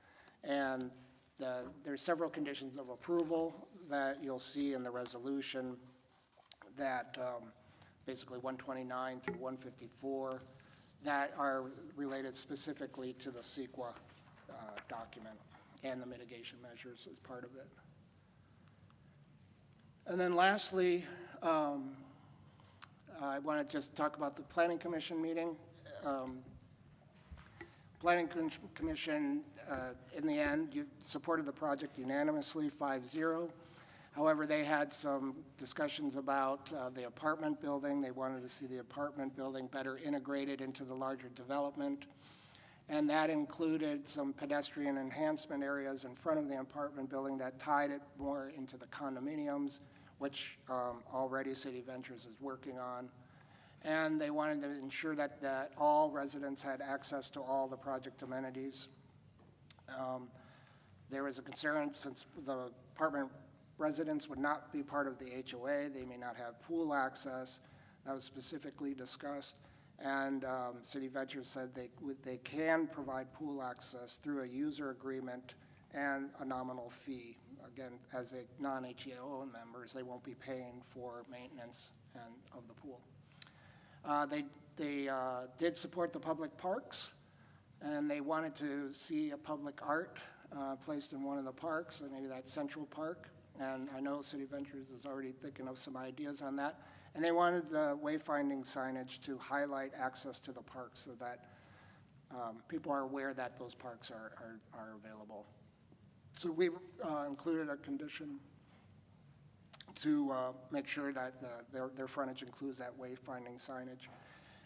As we proceed with our own wayfinding program, we can start to integrate that into our signage as well, where it makes sense. There was a discussion about solid waste and how it would be handled. I will say that Recology has provided a will serve letter that they've looked at the project and they will be able to serve the project. ADUs should be included in the project. They like the idea of the ADUs because it offered maybe a chance for income for people that are buying the properties or multi-generational living. And those conditions, 155 through 159, have been included to address all these issues. And so with that, the staff recommendation is that the City Council conduct this public hearing and adopt a resolution approving preliminary design review. I can't make it go. Yeah. A tree removal permit and a tentative map, including parkland dedication to allow the construction of 178 unit development on a vacant 10.62 acre property, and finding the project consistent with the general plan and its EIR and exempt from further environmental review pursuant to CEQA guidelines section 15183. And with that, we do have an applicant presentation if you want to have that before questions. If not, I'm available for questions right now. Everybody okay if we do the applicant presentation before questions? All right, let's go ahead. Thank you.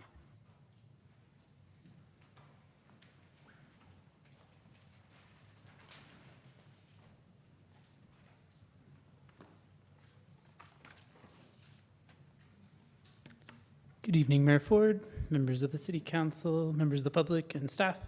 I'm Adam Foster with City Ventures. I rode my bike to work yesterday, and we're really excited to be here tonight to present our Redwood Row project.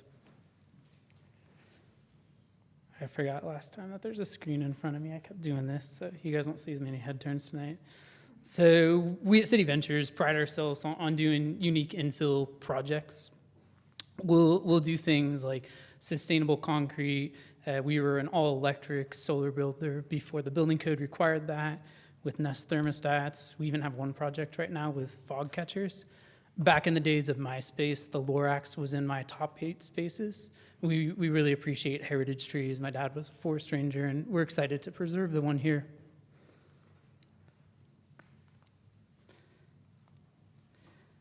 We've done a number of infill projects before. It's something that we specialize in, and we make sure each one looks a little bit different. And one thing we really pride ourselves on is coming up with amenities and features, sort of the placemaking, that fit within the community that we're developing in. So it's not the same project repeated for every community. You can see based on the shape of the property here, there are opportunities to do really unique amenities. Some developers try to maximize the housing. We really look forward to creating community gathering spaces in those amenity areas and working with the community to make them really neat. So as was mentioned, this project began before 2021, but 2021 was kind of when we were kicking off a lot of our consultants. We've gone for more than 4 years now, including, and thanks to the Planning Commission for their recommendation for approval, that meeting last month. Wanted to take this moment to thank staff. JP, Noah, Damien have been awesome to work with. There are a lot of great ideas from the city that we were able to implement because of their diligence. So thank you.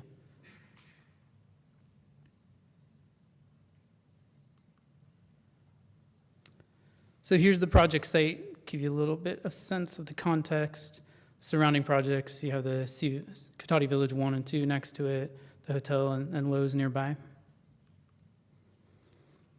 This was one area where we really liked the city's idea to do the West Cotati realignment. We see it as a major enhancement to our project, and we're excited for our project to come in and implement that. The site to us also represents a great opportunity for true infill development. You have a number of bus routes that are in the area, trails, parks. When the project is built, we look forward to our residents being able to walk downtown to the farmers market at La Plaza Park in less than 15 minutes. Depending how aggressive you are with your bike, you could probably get to downtown from the project in 5 to 10 minutes. Here's some photos of the existing site. Again, we see it as a true infill site. It's been on the city's housing element since 2023. And it's also a priority development area for the city. So we see it as an underutilized site. I think the city and the housing element plans for 170 units were coming in consistent with that. So we're respectfully requesting that the city council approve our preliminary design review, tree removal permit, parkland dedication, vesting tentative map.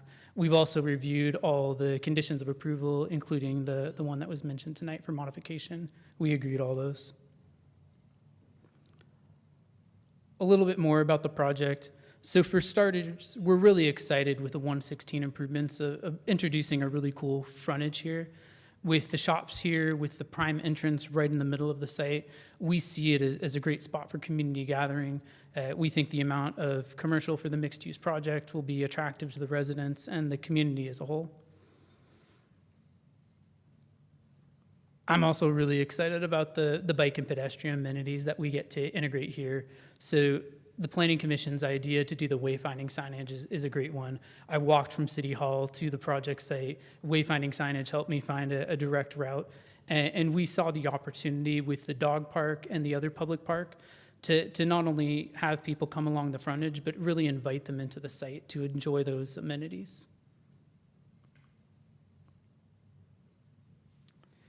Here we have some renderings that were also shown by the staff. You can see in the middle one, and I'll show a little bit more. We've taken a stab already based on the Planning Commission feedback at some pavement improvements that can better integrate the affordable portion of the project to the rest of the site. There is a debate in our office today about which part of the site is going to be most inviting for community gatherings. My bet's on that oak tree. We're really excited to preserve it, create a park around it, and invite the public to come and enjoy that. So the parks that just outlined on the screen are the ones we're proposing for the public. We have public access easements, which would allow people to come patronize the commercial, perhaps sit down at a restaurant, walk across the street, enjoy both of the parks through the easements that we're offering on the project site. And then we do have the private open space in the middle. We're aware that for quite some time, the city's had a general plan policy to create a park in between 116 and 101. We're excited about the opportunity to bring that. We know it's not required to create a public park on the site, but we thought if we're gonna have them there, why not make them open to the public? WUNRFs, VUNRFs, whatever you wanna call them. This is a really unique part of Cotati's municipal code. You might call it weird. We like it. It's gonna be inviting. We see these as really organic community gathering places. So when I first saw this in the municipal code, I was excited about it. We're looking forward to hitting a home run, coming up with design details that people will want to go out and enjoy those. And then what we did too with the pedestrian connectivity, which you can see the asterisk there is the affordable site, and just above it, we tried to emulate the WUNRF paving style just to carry that through. That's the concept. It will go through staff still for final design review. But we see that as an enhancement to the project. AI might have played a role in creation of this image. As was mentioned with putting our HVAC condensers up on the roofs, the solar panels, we take a lot of pride in getting the final design details right.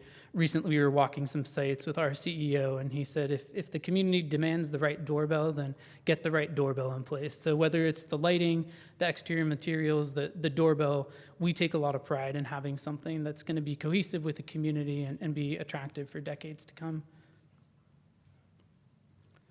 The amenity spaces here are one of the parts that I mentioned before we get the most excited about. There's so many opportunities here, whether it's a natural escapes playground, fun dog park amenities, taking advantage of the trees and the shade. We pride ourselves on that, and we're really looking forward to collaborating with staff and hitting a home run there. The city has a lot of great policies that have thought about this site for a while. We're really excited to adhere to them, come in with not only market rate units, but affordable units and the accessory dwelling units. Those will give people an opportunity to purchase a home, have a rentable space right away, and it creates a market rate rental. So we believe that the project's consistent with the city's policies. This is going to be a big enhancement overall.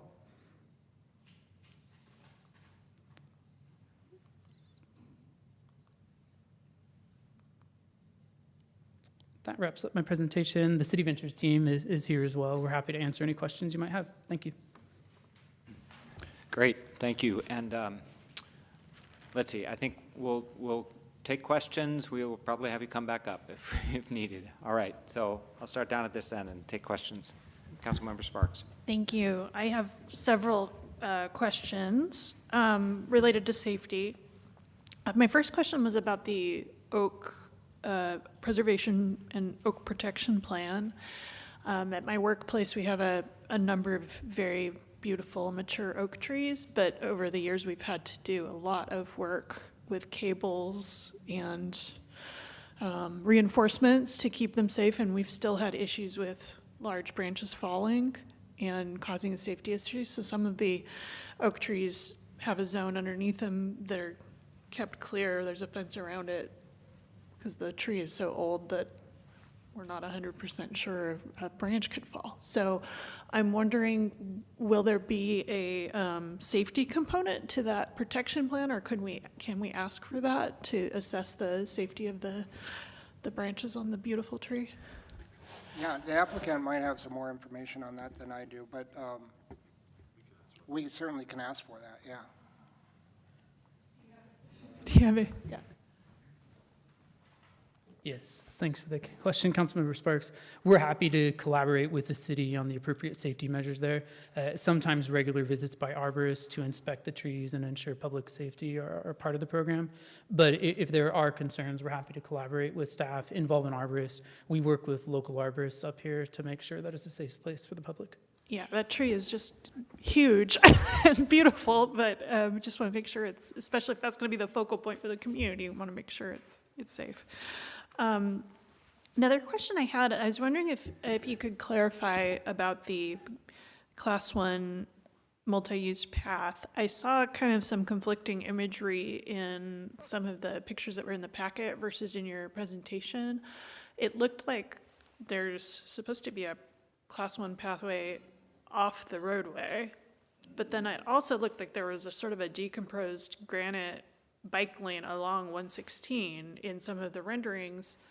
So I was hoping for the bike lane to be protected and not adjacent to traffic. So I'm wondering if you could clarify what the plan is there. Your original view of it's correct, that bikes would be off the road on that protected area.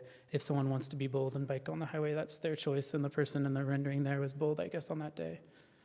Well, it looked like a separate material on the rendering, but okay, yeah, they're braver than I am. Let's see, another question I had was about the pedestrian, the little patch of Wunderf-colored pedestrian walkway that you added on the, do you know which one I'm talking about next to the affordable apartments? Yes. I noticed on the plan there were 3 parallel parking spots kind of across the street, and it looked like if 1 or 2 of those could be removed, it would make a much nicer walkway connection to the playground. So was there, part of that rethinking, was there any idea to remove 1 or 2 of those parking spots?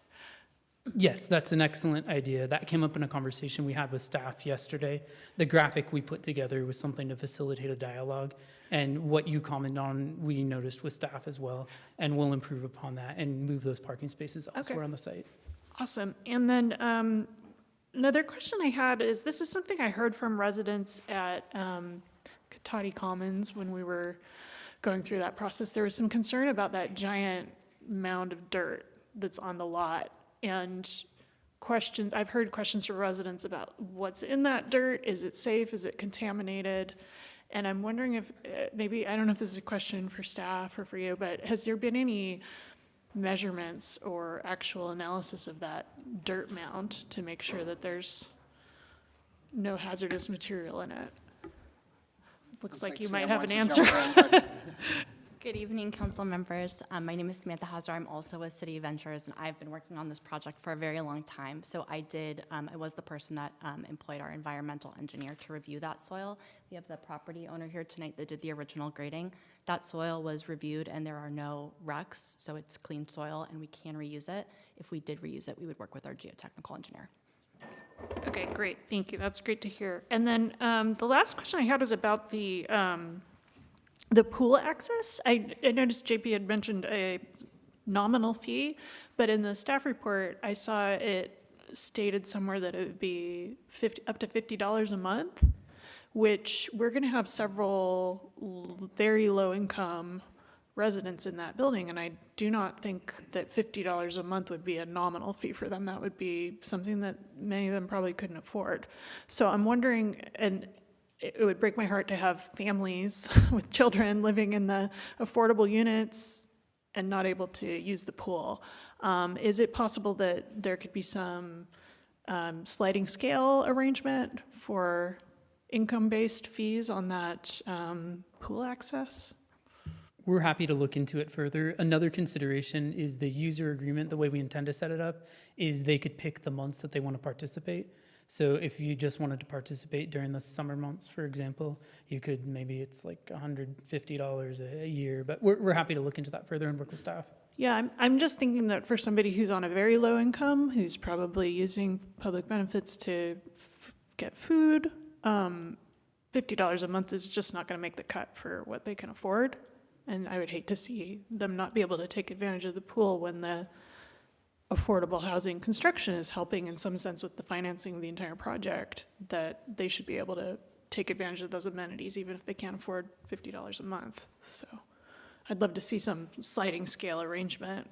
50 might be affordable for many people, but not for everyone in that building. And that was all.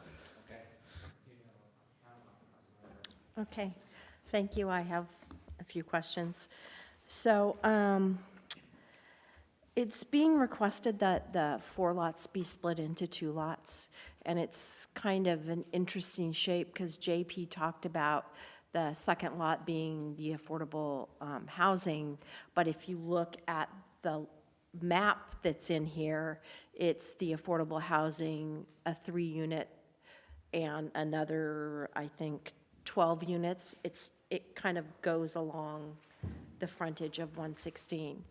Is that your understanding of that also? It's not just the affordable housing. Our intention, Councilmember Harvey, is for it to just be the affordable housing. If the images cause confusion there, I'm sorry, but the intention is that we create a parcel for the affordable housing. And the reason for that is it allows them to begin applying for funding. So it'd be a piece that would have that building as well as the parking that serves the affordable housing site and the trash enclosure for it. So on your exhibit, page 2 of 15, it shows a very different split on parcel 1 and 2. Just, no, it's there. Yeah, I don't know what the packet page is. Yes, These are hard to. Thank you, Councilmember. I understand what your question is, and staff did put an image on the screen. The configuration that currently exists does not match the affordable housing parcel and the other parcel, the 2 parcels. The configuration that currently exists was created when the Sonoma Business Park was created. And so what the intention is to merge those 4 lots and then re-subdivide them to match the rectilinear nature of the affordable housing site and the residual site. So your diagrams in here that show parcel 1 and parcel 2 that you've redrawn are incorrect? No, if staff would not mind putting up the vesting tentative map, that would be wonderful. And if you could pull up our... This is 1 and this is 2. No, it's 4 right now. So, yeah. Well, let's pick 2 of 15. It would be in there, but you'd have to figure out on the little pages.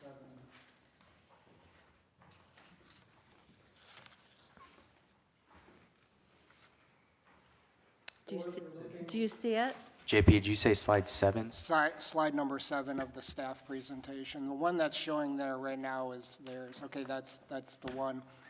For those that have the plan set in front of you, this is sheet C0.00. It comes after the sheets that are labeled A, or the architectural sheets. This is the tentative map, and this one more clearly shows the 2 parcels. Lot 2 is that rectangle, which I highlighted in the presentation. And it includes the parking area and the apartment building, and it stops short of those other units. What you might be looking at Is the next page. Next page. The next page. Okay, go to the next page. And that's what was confusing. The next page in the plan deck. Oh, yeah, that can be confusing. Excuse me. It's not in the presentation, it's in the Yeah, deck, and that's okay. what made it confusing. Yeah, what those are showing current existing lot lines. And you can see the 4 lots that will all be consolidated. And I don't know why, well, on that lower right-hand image, it does say parcel says- 1 and yeah. parcel 2. And that goes to, what you don't have in context there is the actual title report. And the title report speaks to 2 specific parcels, and they're labeled parcel 1 and parcel 2. And so it can be confusing. And I completely understand You see what why I'm you're saying by that? having- Yeah, because we're talking about taking 4, making 2, and this Yeah. is.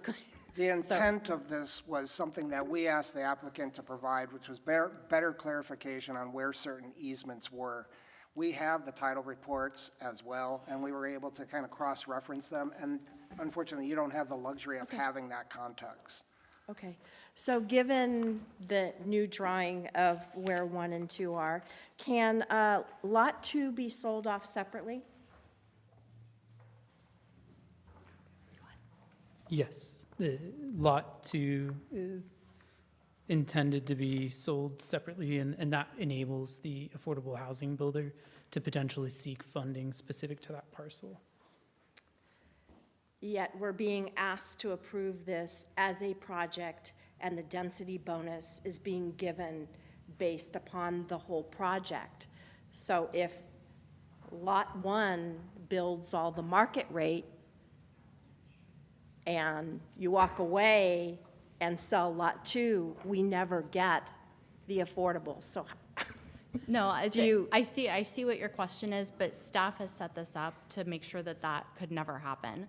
So the final map is what will establish those parcels and will allow Burbank Housing, in this case, to get funding to build the building. The affordable housing agreement that's going to be recorded over both parcels will tie these together. There are also conditions of approval that tie both of these parcels together. I'll get to that when we get to that, but they seemed very light to me.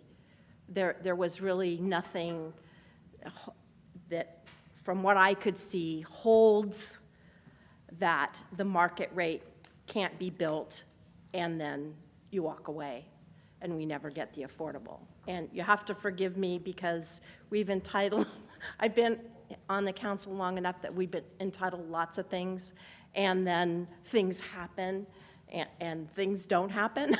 So I want to be sure that this is as tight as we can get it, because I don't want to see the market rate built and the affordable never built. I absolutely understand. I'm a planning commissioner myself, and Okay. nothing drives me crazier than when we do a mixed-use project and the commercial never gets built. So I wholly understand where you're coming from. There was an affordable housing plan that was required that also elaborates on that, but we'll try to address your concerns as they come. Okay. So there's a lot of discussion, especially on page 145 of the staff report, about cars getting into the project. So there's lots of discussion around that, and there's discussion around an eastbound left turn lane. Nobody talks about how 1,558 cars are going to get out of the project. So can you help me with that? I'm concerned about how people are going to make that left-hand turn from the project safely. Sure. So I'll give a brief overview, and then I believe W-Trans is available. So here, the city, as part of the CEQA process, independently hired a traffic consultant that we didn't interact with prior to today, just to make sure they were going to attend the meeting. They did a thorough analysis. I believe they're available to answer that question. Is that right, JP? They're here tonight? Yeah, on Zoom, Aileen is available from W-Trans. Great. Yeah, because if you look at the stuff that's in the packet, and I forget which packet page it's on, it's only talking about the traffic that's on 116 going both ways. There is no discussion, no tables, no levels of service on how you go the other way. And this is assuming, and this is under the assumption that the intersection is not constructed. So ideally, the future would have that be a signalized intersection, and they're going to do their part of that. Right, So the because- scenario you're speaking of is that construction project's not completed, so how would they access or exit the property, Exit. especially making a left turn out of there? 'Cause it- Right. Is the Right. question. So let's see if they're available to respond. Yeah. I am here. This is Daleen Whitlock with W-Trans. Great, go ahead. Do you need my video on? Just, I don't know whether you have it up or not, so. We're okay I just either way. wanted to clarify that the number of 1,500 is two-way, so only half of those are outbound. So it's more like 775 outbound trips a day. And then those are spread across across a given day, so it's not like there's that many of them. And I think the highest we have outbound in the morning is only is 60 vehicles, so that's about one a minute. This would be really similar to what occurs right now at the intersection to the west at Aldersley. There's houses up there that, you know, people leave and they come out and turn left. And so this would be the same idea that traffic would be able to turn left because of the fact that there is a plan to signalize the intersection and it's already in design and moving forward. Hopefully by the time these units are built, that project will either be under construction or very close to being finished. So there would be hopefully a short period of time during which the residents would have to turn out across the traffic without the signal. Well, I have to say that, Questions at this point? yeah, there isn't that many, I mean, the numbers aren't matching for me because what you explained, if I understand you correctly, is the cars coming out of Alder Lane right now. Well, right now, there's only 44 units, and not all of those are actually coming out to 116. A lot of them are going back down and coming out through Hellman. This particular project, as I understand it, and that's why I'm asking, the only option is for these people to come out onto 116. Am I missing something? No, you are not. That is correct. And it would be a higher volume than you would see at it's Aldersley, right? Right. Because they have So it would be options. higher. Yeah, they do, because, and when we watch traffic out there, what we saw is that a lot of the people that come out of that subdivision turn right, go north, go to Hellman, go across to Redwood and come out that way as opposed to trying to make the left. It is difficult. You're absolutely correct in that. But it's not any different than, you know, any of the other businesses along there that have to come out, other than the fact that there's a higher volume.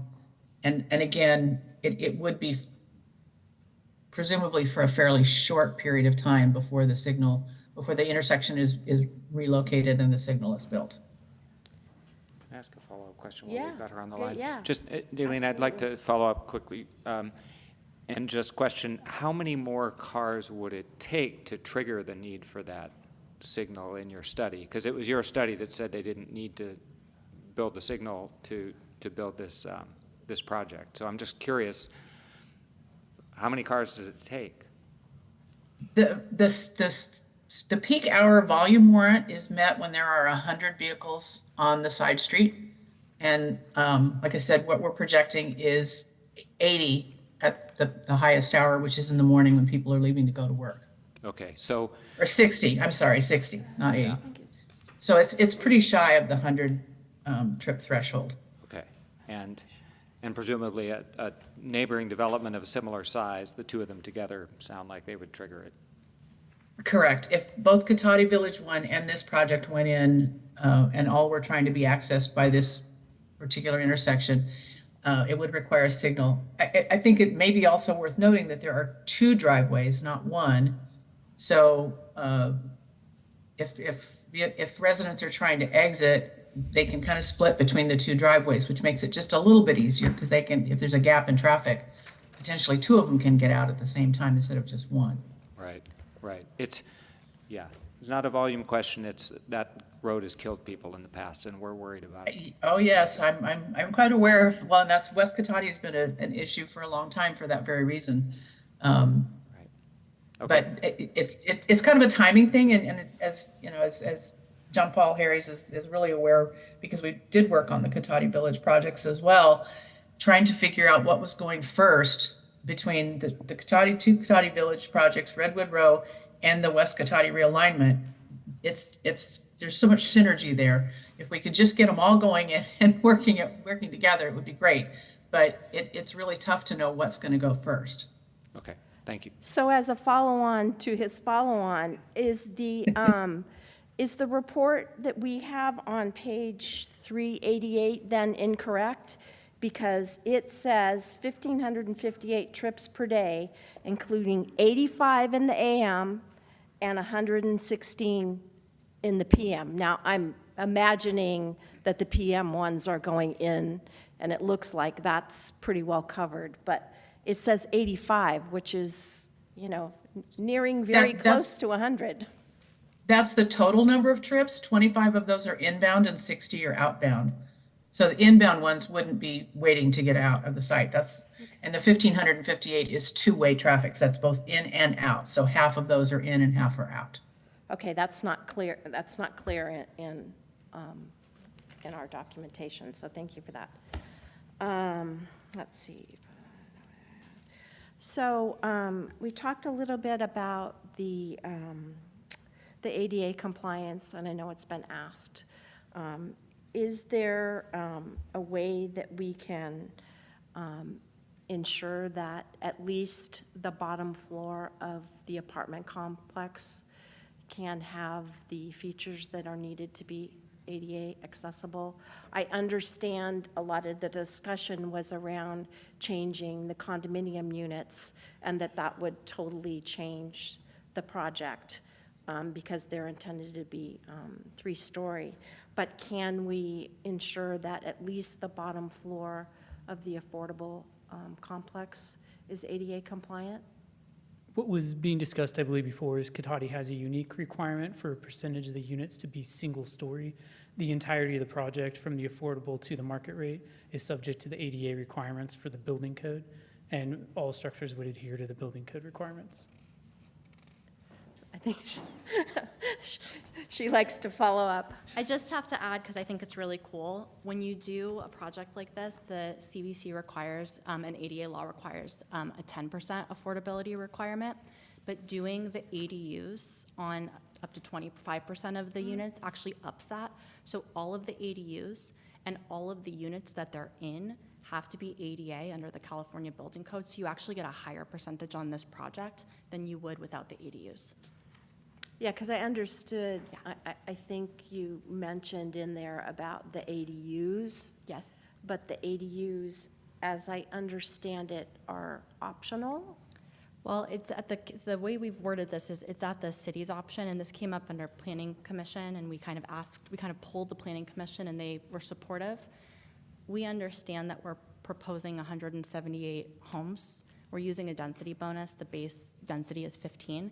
We would love to provide the 33 ADUs, but we didn't want to be presumptuous. So if you guys would like them, we are happy to build them. And if you guys would not like them, we are also happy to move that direction too. My preference would be to build them. We're doing it on several projects right now. We're building several, including in Sebastopol. So along those lines, I'm not sure that I understood the diagrams.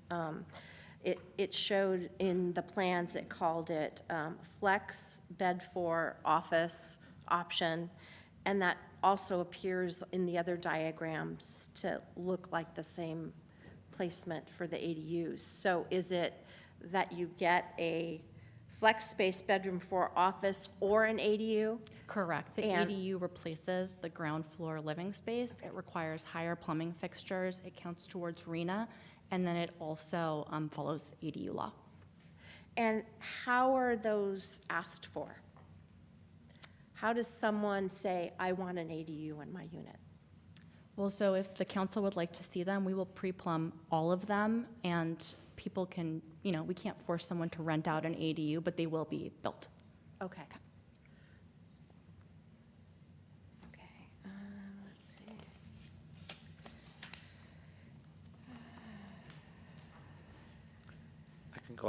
I can go on to others and we'll have a second round too. Do you want to do that? Okay. Or?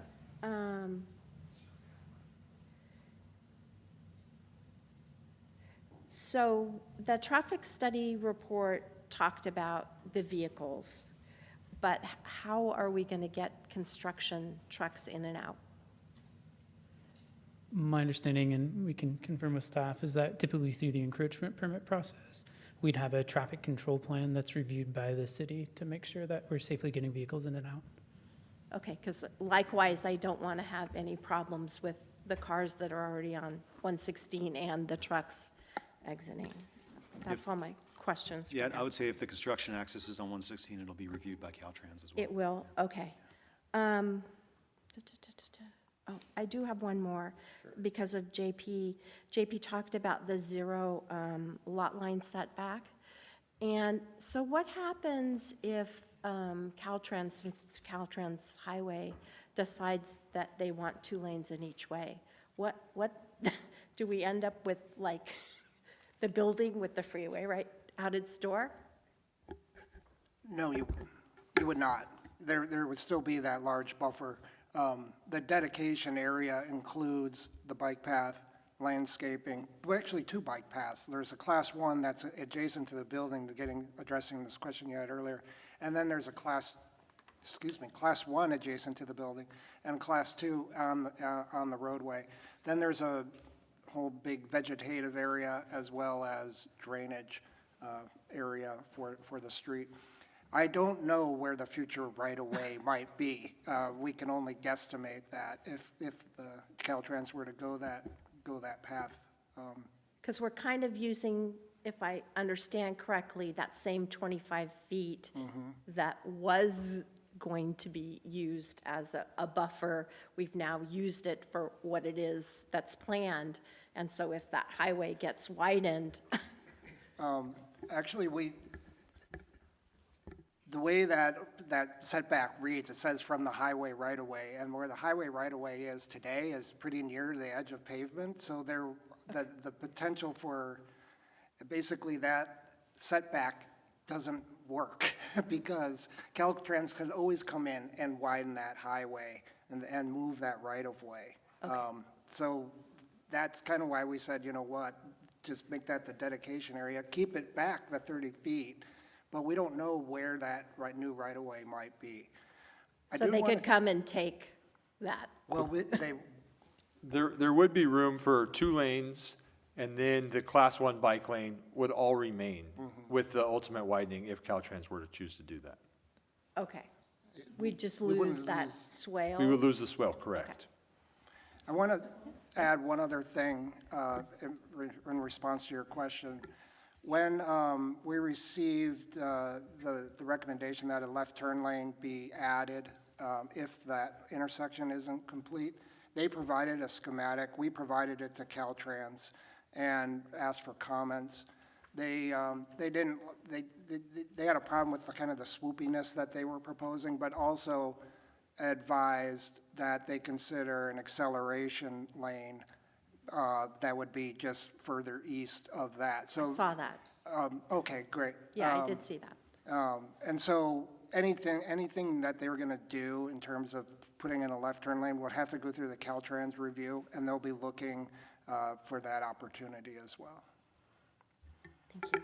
Okay, thanks. Yes, go ahead. Just a quick follow-up, but if they were to widen a path and get into that swale, would the Class 1 pathway still be separated from the roadway by some amount? Yes. Okay, some amount. Some amount. In theory, at that point, it would be a curb, right? And the Class 1 would be separated by a curb, but Okay, still something. that's a lot of speculation. Okay, well, down to the other end, Councilmember Savage. Thank you, Mayor. Most of my questions have been answered. I do have some questions though, around the streets inside the development. Are those considered HOA responsibility, or would those be city streets within the development? They would be maintained by the project's HOA. HOA, okay. And then with the apartment building being able to be sold off, does the landscaping always retain with the HOA, or is the landscaping there always part of the apartment ownership?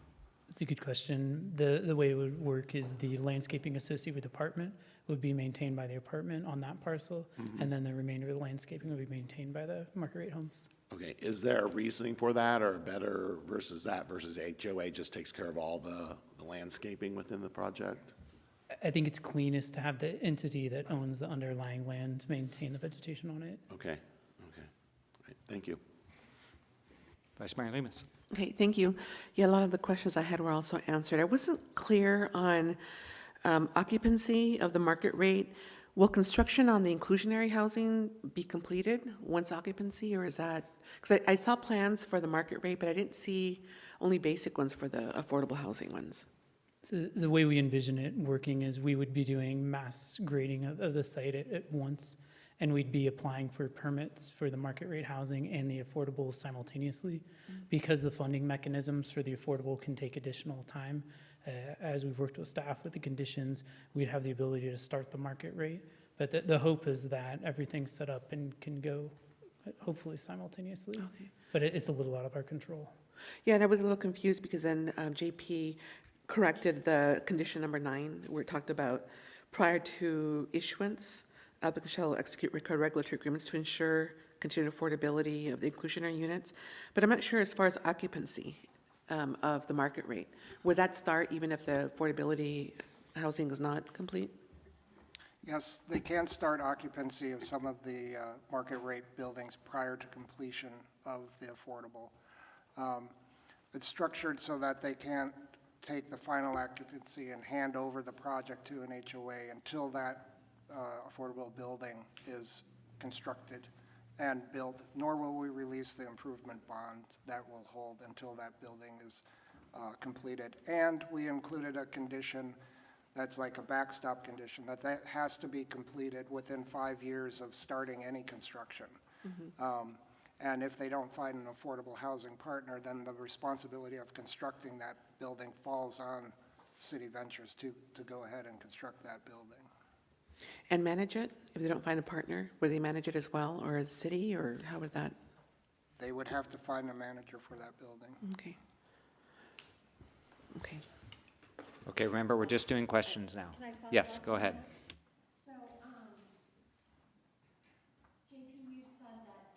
So, JP, you said that if they don't find a partner and the partner doesn't build it, that it falls back on them. What condition do we have that ensures that they know that it falls back on them? It wasn't worded, I couldn't get that out of there. In part, it's the affordable housing plan that they submitted. And I want to say I'll have to look at the specific conditions, 7, 8, and 9, but I think it's more 7 that speaks to it. But it doesn't exactly say that they will be required to build that housing if, it just kind of says. We could add a little bit of language, but this is the project that's proposed. So, I mean, the record, the plan set, the conditions, the density bonus, all requires that building, and it is part of the project. We understand that they're looking for affordable housing developer partner, but it's their responsibility ultimately to build this project as it's proposed, as we're approving it. If you want to add a little bit of language, we can do that. Okay. And I'd be open to suggestions for that. And then along those lines, have you built other projects like this where you've split the affordable out? Is this like the first time you've done this, or is this the way you do it? Can you help me with that? Sam can probably speak better to the history there. Oh, here she comes again. I'm the follow-on. So yes, we have partnered with affordable housing developers before. We have also self-performed to what staff was just saying, we've also self-performed building the affordable housing building ourselves. We are doing that right now on a project in Santa Rosa that's under construction, where we are building both the market rate and the multifamily affordable. So this is something that we're well versed with. Burbank has been a great partner in helping us design the project to make sure that we're meeting the right AMIs. Part of why we have the amount of affordable units as it is because that's what makes it more feasible financially. So I think we've got a good plan, and we're really looking forward to executing on the whole thing. Thank you. That's helpful. Vice Mayor Lemus, you have more?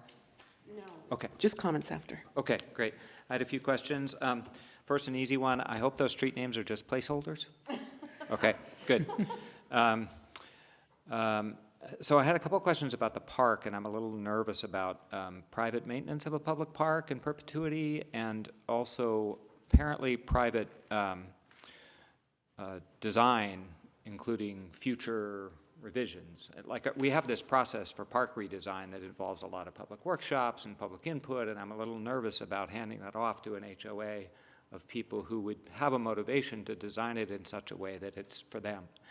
I'm already nervous about it being surrounded approximately 80% by doors to private homes, which, well, one side is the private outdoor space. So I'm a little nervous about that being perceived as a public park and not a private park. And I'm wondering from either staff or the applicant if you can address those concerns a little bit. I can take first crack, because that's okay. Sure. I think one of the planning commissioners shared that concern, which is why they wanted the wayfinding signage and for us to advertise in a way that park is there, and we will. It will be included in our park set of parks. We do have model for this. Presently, city owns land in Santero, on Santero Way, where there's a park, but that park is maintained by the HOA there. And then where Village Walk is on Lipton Way, there's that kind of park, which is actually called Santero Park. But that particular park is owned and maintained by the HOA there. So there is a precedent for this kind of structure for parks. And then I guess, Sam and Adam have told us numerous times, if the council wanted to see a different type of amenity in those parks, that they would be happy to provide whatever the city wanted to see there. They're not tied to exactly what they're proposing, dog park and playground. Okay, thanks. And before you respond, just let me emphasize, I'm not concerned about the initial construction. I feel like there's great cooperation and you guys are working great, but we completely redo parks every 30 or 40 years, and if that is completely in the hand of a private 140, whatever it is, unit HOA with no city input or consultation, I'm worried about that. May I respond to that, Mayor? So this is something that we've done a lot, and we do it because cities often really enjoy the fact that they get a public amenity without having to pay for the maintenance costs, obviously. The thing that we have worked through in multiple cities, especially because we put a lot of community gardens on parks like this, and sometimes if they're not maintained well, they can look really unseemly. So one thing that we've been asked to do by different cities in the past that's worked really well is we put bulletproof language in the CCNRs and the HOA documents that the HOA cannot change the scope, they have to maintain it. Any changes to the park has to go through the city, and it provides a lot of powers to the city in the CCNRs, and I would be happy to do that by rote, but also to take a condition as such. Yeah, I would really like to see that added as a condition. It is in condition 11. Great, thank you. So, and then we also discussed this whole maintenance issue with City Ventures. And so as part of that CCNRs, what we'll be looking for staff level are, first of all, one, that there's an obligation to maintain the parks. Two, what kind of enforcement action we could take if there is a failure to maintain, up to and including step-in by the city to go in there and do the maintenance that's required and then charge the HOA the money. You say that's already in the condition? That's not all in that condition. The condition requires the CCNRs and that structure to be set up, but that's what we're going to be looking for at staff level. Yeah, I got it. I'm ready. Can I ask a question? Yes, Councilmember Sparks. Just a quick follow-up is to Planner Harris. Oh, wait. Yeah, just a quick follow-up question was, I don't think the CCNR requirement that's in number 11 is exactly the same thing that she was mentioning, right? Can you repeat what you? I'm not quite sure what CCNR or what COA 11 is off the top of my head, but what we can absolutely Yeah. do, and we can fatten up the language if need be. I'll wait for Mr. Harris to. Thank you. It does say that the CCNR parkland requirements will be subject to review and approval by the city. So I think that's what Planner Okay. Harris was talking about, is at that point, we'll get to review and make sure that what he just described he'll be looking for will be in there. But it says additional requirements governing maintenance, which is, it seems to be restricted to just maintenance of the park, which is not exactly what she was talking about. I think what we can do is we can remove the word additional, and I don't want to draft on the fly for you, but if staff is amenable to it, we can remove the word additional and write any requirements governing maintenance and replacement of the parkland, something that makes it more clear. But we understand from staff and, are saying on the record that we are willing to do what Mr. Harris just outlined. Councilmember Savage. Just to revisit again on the landscaping around the apartments, because we mentioned Santera Way. Santera Way has 2 affordable apartment buildings, but the landscaping is maintained by the HOA. And I don't know if that's the owner of those buildings pay into a fund or how that's maintained, but it's really nice because it gives a continuity of quality and consistency within the development. So I don't know if that is something that could be revisited here, but I've seen that work very well in communities. Great, thanks. My next question was about, well, just one other one about the park. How does insurance work with these privately maintained parks? Is it the HOA insurance or the city insurance that covers it? I'll ask Planner Harris that. In my experience, it would be HOA would be required to carry insurance that covers the public use and access of that park. Okay. And the applicant is nodding to that, I'll note. Okay, thanks. And sorry, Mary, the distinction there is that it's a public access easement over private property, right? As opposed to public property with. But this was, we were told this was dedicated, so dedicated to the city. Via public access easement, Not a property dedication. Oh, not a property dedication. I see, okay. Yeah, I just want to make a quick distinction. Sure. I think everyone's getting it, but just to be clear, it's not a public park.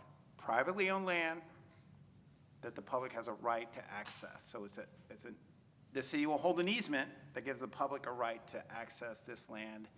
The HOA would be responsible for maintenance.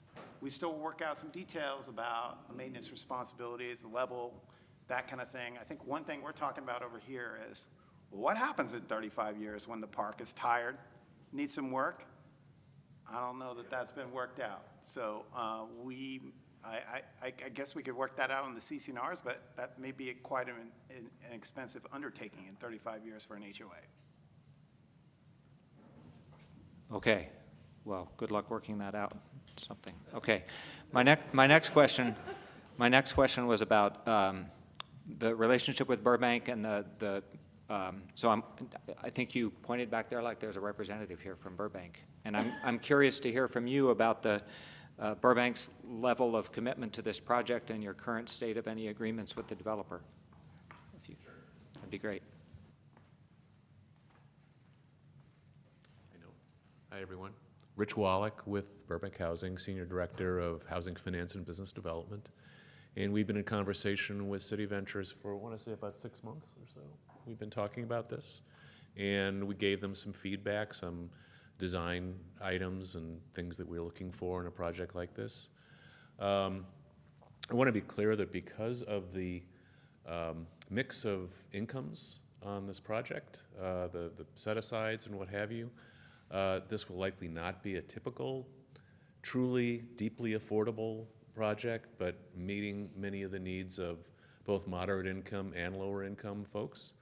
By doing that and having City Ventures involved as the builder for the project, which we think will add some continuity as well, and we'd be happy to talk about the landscaping matter that you brought up. we think it's going to be a fine project. So there's going to be some economies with their construction and our construction, and anything else you particularly want to know about? Well, just, so has Burbank signed on as? So we've submitted an LOI. Okay. And I don't think it's signed, but I don't think it's a problem. We're about there. I've talked to them about Okay.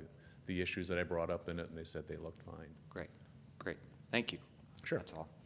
Can I ask a question before he leaves? Oh, wait. Sure. I have a question. Have you worked with them on other projects with City Ventures? So we've worked with them. We haven't built anything together, as far as I know, but we've pursued a few projects together.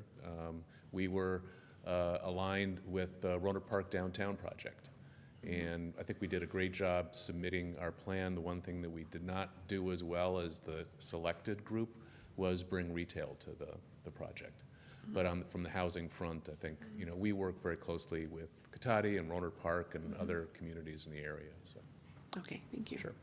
Great. Anything Thank else? you. Okay. Oh, go ahead. Go ahead. Councilmember Sparks. Sorry, you had I'll only be up here once, so. Sorry. You had offered to speak a little about the landscaping arrangement, and I think I'm hearing a lot of concern just that we want a uniform look and that everyone's being Yeah. served equally across the whole project, since it's sort of unified in its concept at the beginning. Sure, I So- mean, we have maintenance people throughout Sonoma County and beyond who do landscaping, but if there's a particular style or look that you want, we could probably, instead of having our own maintenance guys take care of it, just pay a fee to the HOA to take care of it for us.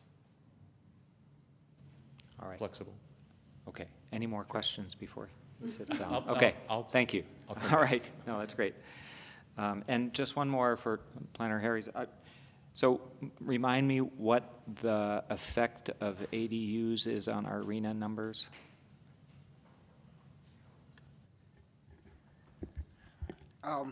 They count towards our arena numbers. So they account as housing units, even though we don't count them in the density calculations.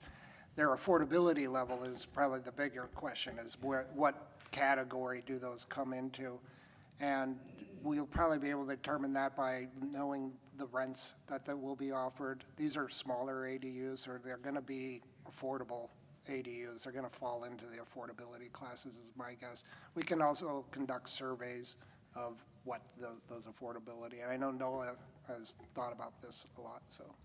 Yeah, so we, when anyone submits a building permit for an ADU, we actually ask them to fill out a survey that tells us what their rent's gonna be. And HCD allows us to use that answer in determining what the affordability level of those units are and actually count them if we can justify by having evidence that it will fall within an income category. Great. Thank you so much. Oh, yes, go ahead, Councilmember Harvey. So sometimes ADUs are used as multi-generational housing. Then typically, when you put those surveys out, do people say they're not charging? Or, how does that work? We have had that answer, and that actually qualifies for an extremely low-income unit per HCD's guidance. Okay. So it's very helpful, and we've started doing this, and now the state actually is requiring cities to do it because they're trying to really drill down into the affordability levels of ADUs. And so we get, some people don't return the survey, but many people do, and they generally come in across the whole income spectrum, just like most housing types, and we have gotten some benefit from the APR that you saw, that when we presented our production numbers, a couple of our low-income units are ADUs that we're counting based on the results of those surveys. And HCD has signed off on that. Thank you. Great, thanks. Vice Mayor Lemus. Yes, I saw that you were working with PG&E and Sonoma Clean Power on some of the building work, and I'm just wondering if you're going to continue consulting with Sonoma Clean Power, especially regarding ensuring that the buildings can have newer technologies in the future?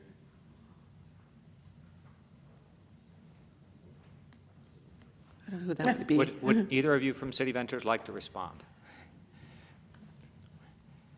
Yeah, I know that Sonoma Clean Power works with some developments, making sure that they include kind of resource capacity for future technologies. We could definitely reach out to them. And then as Adam mentioned, these are solar all electric, and the solar panels come standard with the homes. They're not leased. The buyers don't have to purchase them. There's no gas to the project.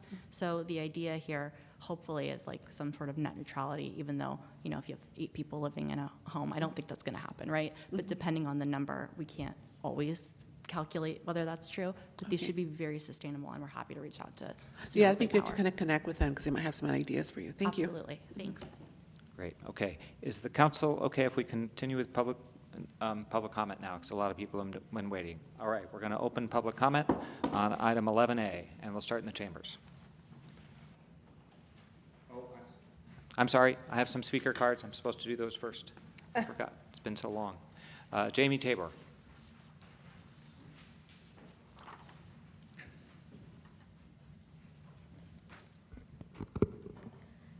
Good evening, council members and staff. My name is Jamie Tabor, and I'm here to express my strong support for the Redwood Row project. My family and I are currently working with Burbank Housing to purchase our first home, an opportunity that would have felt completely out of reach without their support. Burbank is a trusted, mission-driven partner, and their involvement in Redwood Row signals that City Ventures is serious about making housing accessible to people at a range of income levels, not just to those who can already afford it. What makes Redwood Row so important is that it's designed for real people, young adults trying to stay close to family, like me, or working families looking to put down roots, and as well as longtime residents hoping to remain in the community. With a thoughtful mix of for-sale townhomes, affordable rental apartments, and optional ADUs, the project reflects a real commitment to serving households of all incomes and life stages. That kind of diversity in both affordability and housing type is rare, and it's why we need to build a resilient, inclusive community. Redwood Row offers a model for how Cotati can grow without leaving people behind.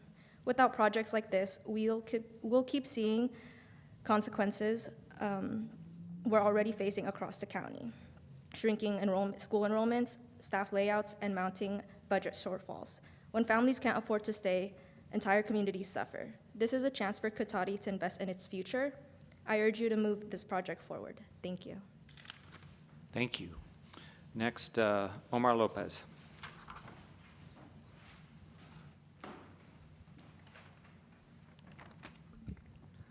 Good evening, Mayor Ford, Vice Mayor Lemos, council members and staff. My name is Omar Lopez. I'm the Senior Program Associate at Generation Housing, and I'm speaking today in strong support of the Redwood Row project.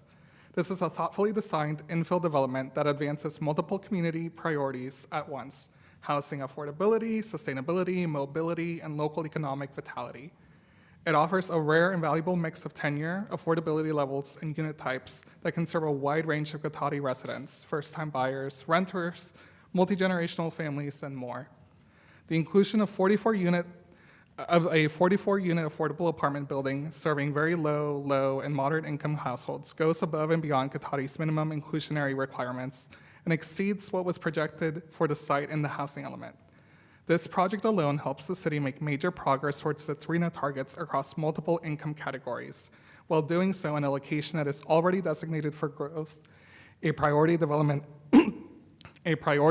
area with walkable access to jobs, groceries, and transit. Beyond the homes themselves, Redwood Row provides major public benefits: over an acre of new park space, 3 new bike and pedestrian path connections, including one that supports planned improvements on the highway that we've talked about, and over 10,000 square feet of commercial space to support local businesses and services. The entire site is designed to be all-electric and solar-powered with EV infrastructure and green building standards that align with Cal Green Tier 1. This is exactly the kind of smart, sustainable development we should be prioritizing. It's good for Cotati's future, and it's ready to go. I urge you not to delay this project and to prove it tonight. Thank you. Thank you. Next is Elizabeth Craven.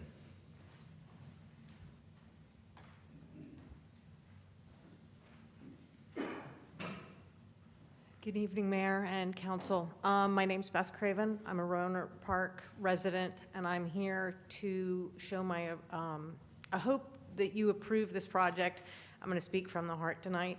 I have 2 college-age boys that I know are not going to be able to afford to live in Sonoma County with college degrees. And I'll be honest, I love this county. I've been here almost 20 years. If they leave, I will likely leave. I think this is an incredible project. It's so forward-thinking. It has so many incredible things already built into it. It is denser than what we are used to, yes, and that is exactly what we need. I know it's not perfect, but perfect is the enemy of the good. And I will add, it is the enemy of the common good, because right now what we need is housing. We need housing that is at a lower price point, that people can rent and can buy, because families will continue to leave and we will end up with a population of 55 plus and nobody to take care of them. Thank you. Please approve the project. Thank you. And next is Sonia Bick-Barwich. I'm sure I didn't get that right. I apologize. You actually did that perfectly. Well done. Good evening, Mayor Ford, council members. My name is Sonia Bick-Barwick, and I was born and raised here in Sonoma County. I'm also a mother, a business owner, and a member of the Generation Housing team. I'm speaking today in strong support of Redwood Row the Redwood Row development proposal. Our region is in urgent need of more housing options, and Redwood Row offers a thoughtful, community-oriented solution. This mixed-use project would bring up to 200 units of much-needed housing to Cotati, offering a diverse range of housing opportunities, both for rent and for sale, for families, workers, and individuals at various income levels. The inclusion of a ground floor commercial space will help create a vibrant, walkable neighborhood with local serving amenities. Redwood Row is more than just housing. It's a model for sustainable and inclusive development. With its all-electric, solar-powered design, preserved mature trees, and shared community spaces, it promotes a healthy, family-friendly lifestyle while minimizing environmental impact. Redwood Row reflects Cotati's values of sustainability, inclusivity, and community connection. I urge you to support this project and to help build the kind of future Sonoma County deserves. Thank you. Thank you. That was the last of my speaker cards, so other people in the chambers. Mr. Barrich.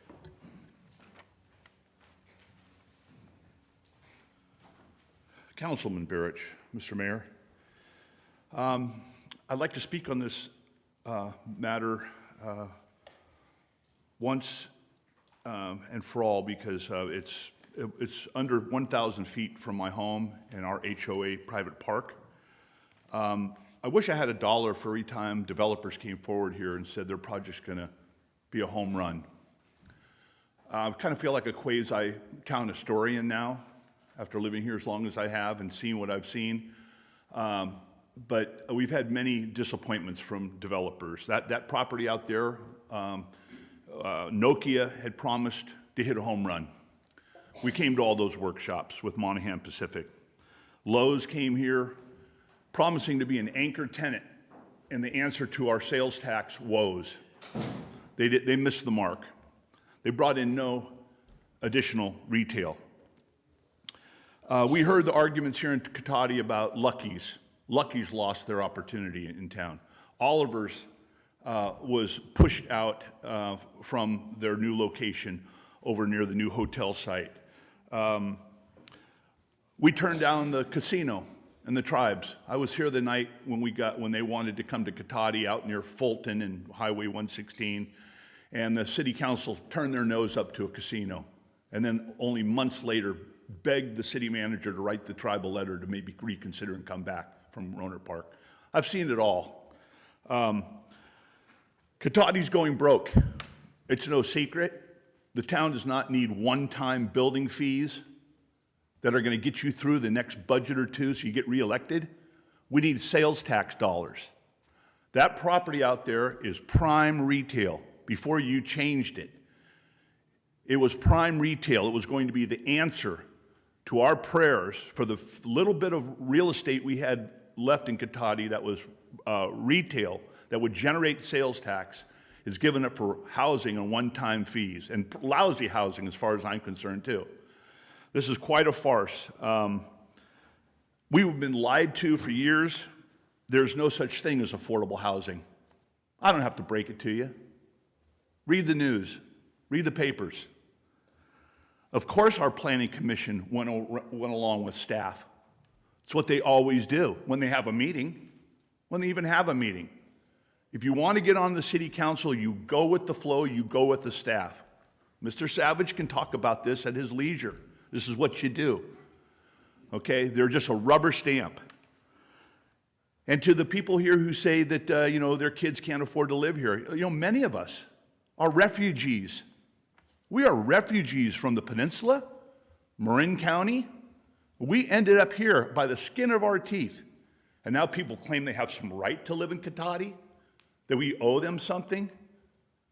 This sits on your lap, this project now. We need retail. That property out there is a diamond in the rough. It always was a diamond in the rough for retail, for jobs. And then when Cotati Cottages came in, remember the developer said? They said, oh yeah, we're going to build these projects and we want to provide housing for the employees at Lowe's. I've campaigned out there. Nobody that lives out there works at Lowe's. Oh, they were going to walk to work. Ease the climate, CO2. This is just a farce. You go down this road, we'll be in municipal bankruptcy and municipal insolvency within years. Thank you. Anyone else in the chambers? All right, we'll go to our Zoom attendees. Thank you, Mayor Ford. Once again, speaking to our Zoom attendees, please use the raise hand icon to make a public comment. The first hand is from Lori Alderman. Lori, you have the floor. Hi. First, I wanted to address transit. I don't think you realize Route 26 comes every 2 hours. And there is no bus between Lowe's over to Rancho Feliz. And so going either way, if somebody wanted to take a bus to Target they'd have to cross the highway. They'd have to go Route 26 to Route 10, transfer at CVS in Rohnert Park, go to Route 14 to go to, that goes to Target and the casino and everywhere. It would take approximately an hour and a half to get to Target from this development. The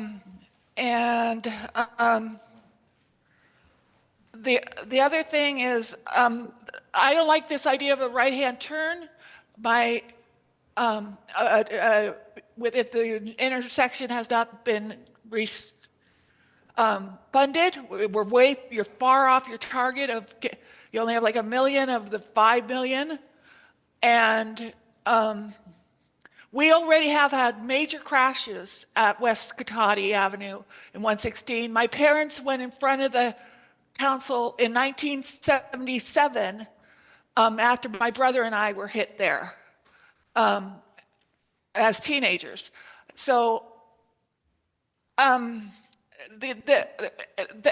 can't happen to make that dangerous turn even worse by putting in a right-hand turn lane into the one. Sandy loam soil. We have, on the west side, we have lots of underground streams. We come from the Laguna. We're the end of the Laguna, and you've seen it over here on the other side of 116. With the road projects, we have, I understand they're going to try to remedy it, but so did Mr.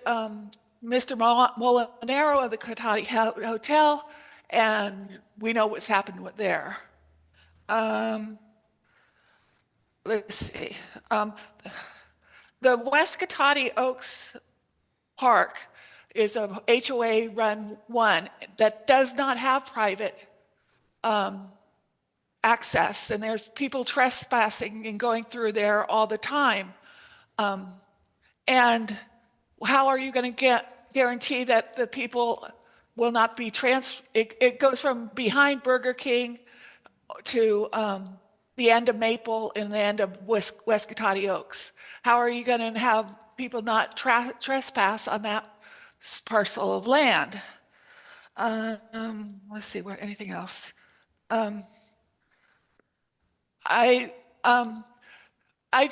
This place was a swamp when I was a kid. We used to go get the frogs and everything there.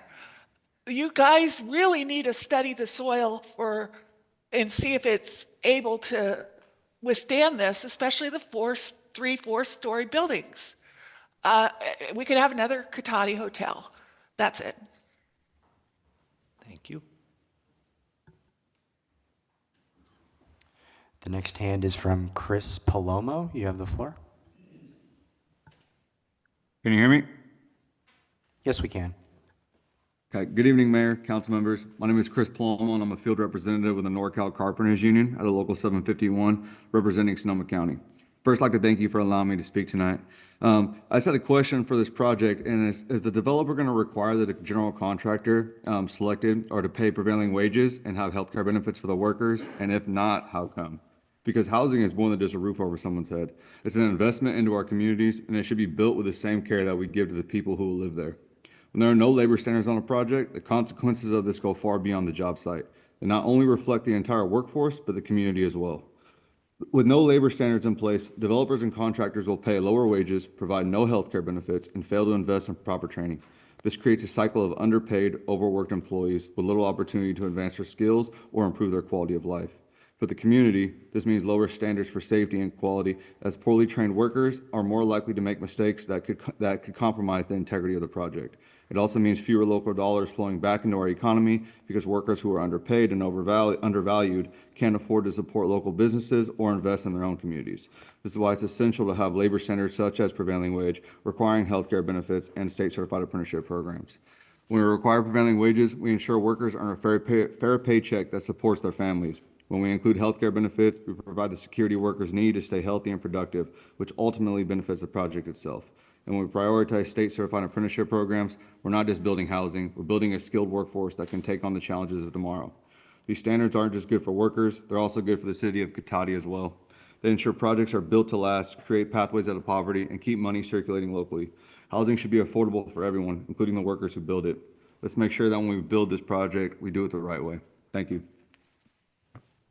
Thank you. The next hand is from Neil Hancock. Neil, you have the floor.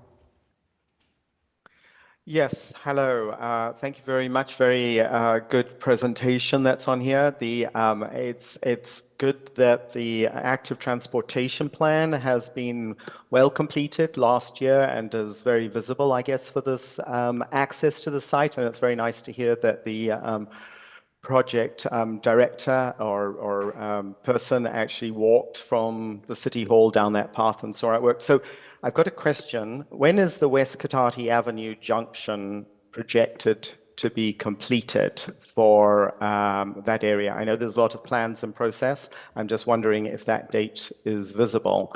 The second question that I've got, for the affordable housing area, which has the disconnected parking, how many charging stations electric vehicle charging stations are going to be there? And because it's a larger space with that disconnected parking, for post 2035, when there's likely to be a lot more electric vehicles being sold and a phasing out of other types of vehicles, what is the plan there that all the vehicles parking will be capable of easily plugging in for EV charging? So 2 questions. I'll take them offline. Thank you very much.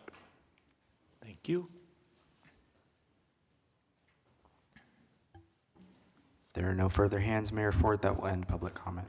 All right, so back to council for discussion. First of all, do you wish to address any of the questions that were raised? Or maybe the one I about... mostly heard comments, but Neil had 2 specific questions. Yeah, do you want to address them? One of them that I'm comfortable to a certain degree I'm comfortable answering it is how many EV chargers will be added. So we have Cal Green, and within Cal Green there's mandatory compliance measures, then there's voluntary compliance measures called Tier 1, then there's a higher standard called Tier 2. I don't remember what the exact ratio number is, but overall, they're going to be developing a Tier 1 type project as far as Cal Green goes, but with respect to the EV chargers, they're at Tier 2. And I want to say, you know, it breaks down depending on the number of units. I'm somewhat loath to say what it is, but there is a percentage, and it's at the highest tier that Cal Green requires for Tier 2 compliance. Do you want to add anything to that, or we good? You're welcome to come up and. Thank you for that.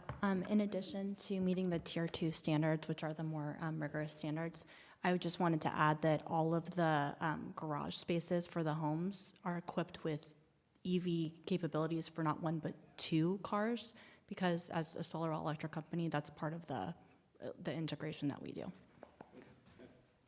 Sorry, part of the question was specifically about the affordable parking lot, the parking lot for the apartment building. And do you know anything about EV plans for that, or is that'll just fall under the general Tier 2 goal? It's all built to the same standard. Okay, thanks. And then I think we've addressed the West Cotati interchange completion, that's completely dependent on the timing of all the surrounding projects. Is that an It is. accurate way to say it? I think the most likely scenario is that there'll be some initial work next year, but the full intersection won't be signalized and built until CV1 and 2 end up building. That's the most likely scenario. Okay. Given the time, I would like to propose we take a 7-minute recess before we resume our conversation. All right? All right. Well, on recess for 7 minutes.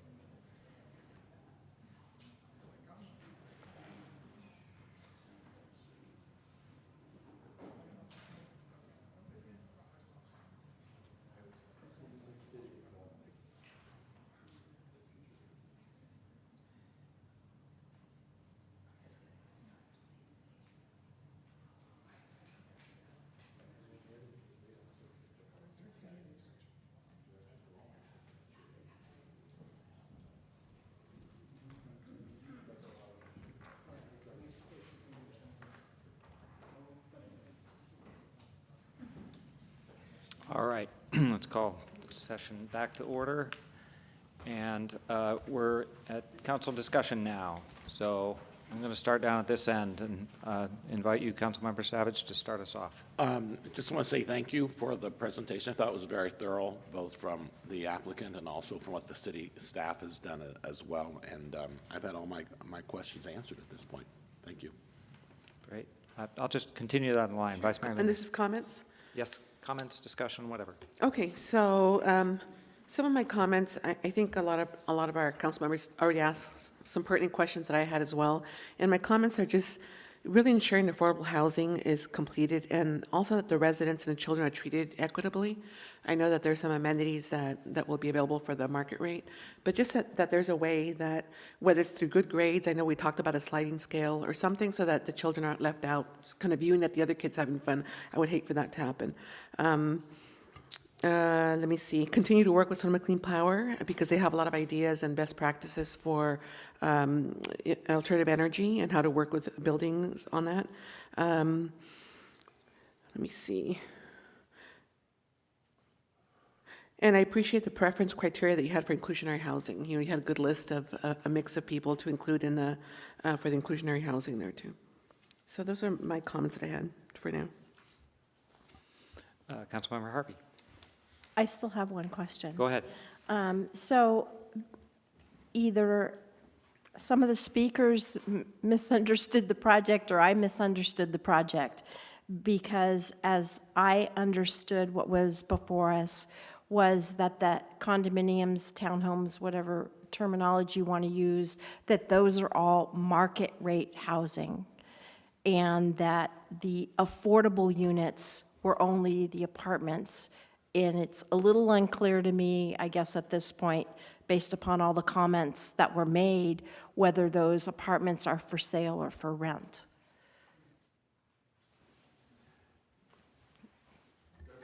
The apartments are intended to be for rent. For rent, okay. And the townhouse condominiums will be for sale. There are no proposed affordable, deed-restricted affordable units as part of the townhouse condominiums. Okay, Those that will was all my be market rate. Thank you, that was my understanding, but based upon some of the comments that were received by some of the commenters, it sounded like they thought that some of those would be affordable and people would be able to get into those, but it sounds like the for sale properties will all be market rate and that the affordable units will only be rental. So while that helps with rental affordability, it does not help, as was mentioned, you know, people to get into affordable units. So my comments are, I generally love the look of this project. I love the way it's laid out. I liked, you know, how it's integrated with the parks and all of that. I am generally okay with the apartment building being separate, but I do not feel that the conditions that we have to my assurance that they will be built when the market rates. And the worst thing that I can see happening, and again, it's probably because, as Mr. Barrich, you know, points out, some of us have had history, you know, with projects coming and going. I would hate to see the market rates all get built and then the affordable that we wanted doesn't happen. That's my worst nightmare. So I would like to see that as tight as we can get it so that we're sure that that happens. So that's my one concern. My second concern is, as was pointed out, we don't have a date for when the completion of that interchange will be. And I am extremely concerned about people getting in and out of there because unlike the cottages, they don't really have a very good way to get out of there but turn left. Yes, they could turn right maybe and go all the way around, and maybe some of them will do that, but I don't feel that anything in here has addressed that concern for me about people leaving that project with that many units That is what concerns me, and I don't know how to ask for something, considering that what was said is, the traffic engineer says, oh, well, it's okay, it's cool. You know, I mean, is it cool until someone gets hurt? I mean, I know that we spent a lot of time, you know, when accidents started happening at Madrone. And I'm sorry, but it shouldn't have to come to that when we know there's going to be cars coming out on something that's going at a minimum of 55 miles an hour. And you need a pretty big gap to be able to cross that. But those are really my two concerns with the project. But other than that, I love the project. I'm very happy that they brought the folks in from Burbank. That was one of my concerns, is they're mentioning, oh, well, a affordable developer. But, you know, I'm glad to see that Burbank is engaged, because that wasn't evident in what we had. So that did make me feel better. So that's my 2 cents. Great, thanks. I'm giving everybody one shot, and then we'll have more discussion, so don't feel like this is your only shot. Councilmember Sparks. Thank you. First of all, I'm really pleased with the project. The plans look really beautiful, and appreciate you coming here and presenting. I'm supportive of approving it. Most of my concerns were addressed. There were a few things that I'd like to see in the conditions somehow, and I'm kind of curious if staff could help direct us in the most appropriate way to do that. I want to make sure that the oak preservation plan is required to have a safety component to it as well. I want to make sure that the improvement to handling pedestrians crossing from the apartments towards the shared common spaces are I love what you all had to say about it. I just want to make sure it's official that needs to be changed. And then I don't know if there's a way to do this tonight. I'm not sure, but a way to make sure that there's some cost sharing agreement so that very low income residents are able to afford the pool membership.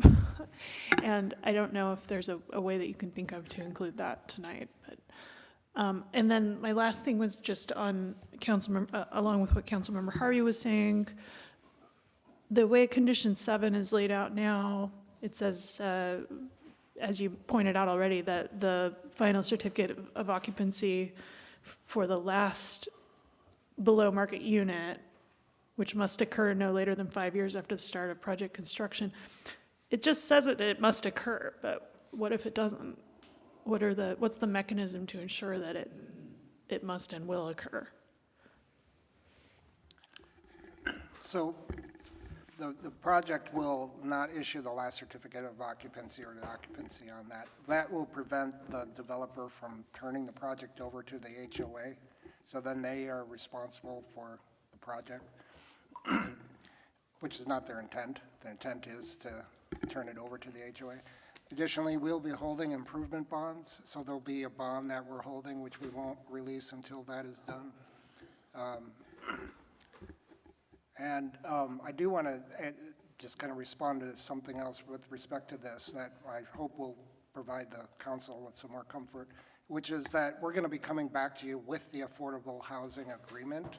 And I think we can put some of these elements that you're talking about in that agreement to make sure that that it is a really much tighter commitment to make sure that they get built and don't walk away. And they are obligated to do that affordable housing regulatory agreement with us. And we're not going to issue that.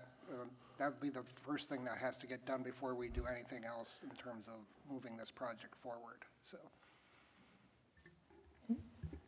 Did you have any ideas about the other points that I brought up? Oh, maybe yeah. How to incorporate that? I think of course we can add a oak safety element to the preservation. I also think we could probably say that there should be a sliding scale in terms of access to that. It just makes some sense.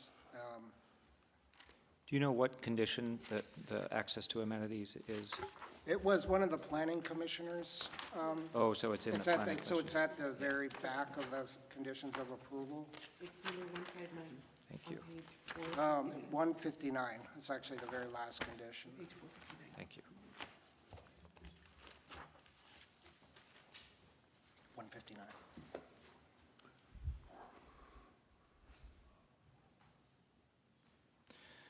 So if you can be working on some wording for those changes, I think the sliding scale for access to amenities, clearly one that several people have expressed they hope to see, like you just mentioned.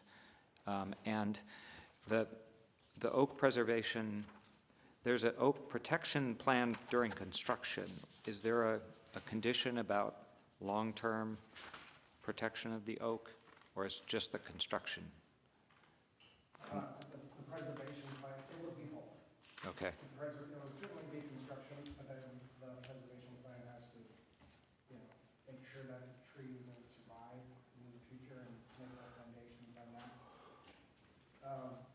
And then, And actually, as I'm rereading number 157 here, I suppose that kind of covers that one well enough already. Yeah. Sorry about that. Oh, got it. Got it. Yeah. Okay, great. Thank you. And to the developers here, our paranoia about the apartments getting built says more about our history than it does about you. So please, I hope you understand we've been burned. So yeah. Vice Mayor Lemus had a follow-up. Yes. Yeah, I love the building, the complex and everything. My question is, I didn't see anything in here, and maybe it's at a down the future. Safe routes for schools. Like, I can just imagine all the students that will be going to school, which is across the street. Is there a plan, or is at some point that the city works on that?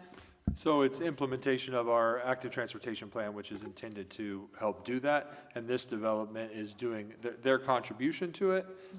In addition to building out their frontage and the Class 1, they are also paying a fairly significant traffic mitigation fee, which will go towards implementation of those improvements. Okay, all right, thank you. Great, thanks. Oh, another one, go ahead. So, JP, are you, I know you're trying to write, it's kind of hard. So you mentioned that the project wouldn't be able to be turned over to the HOA. Well, what does that really mean? Sam, would you like to?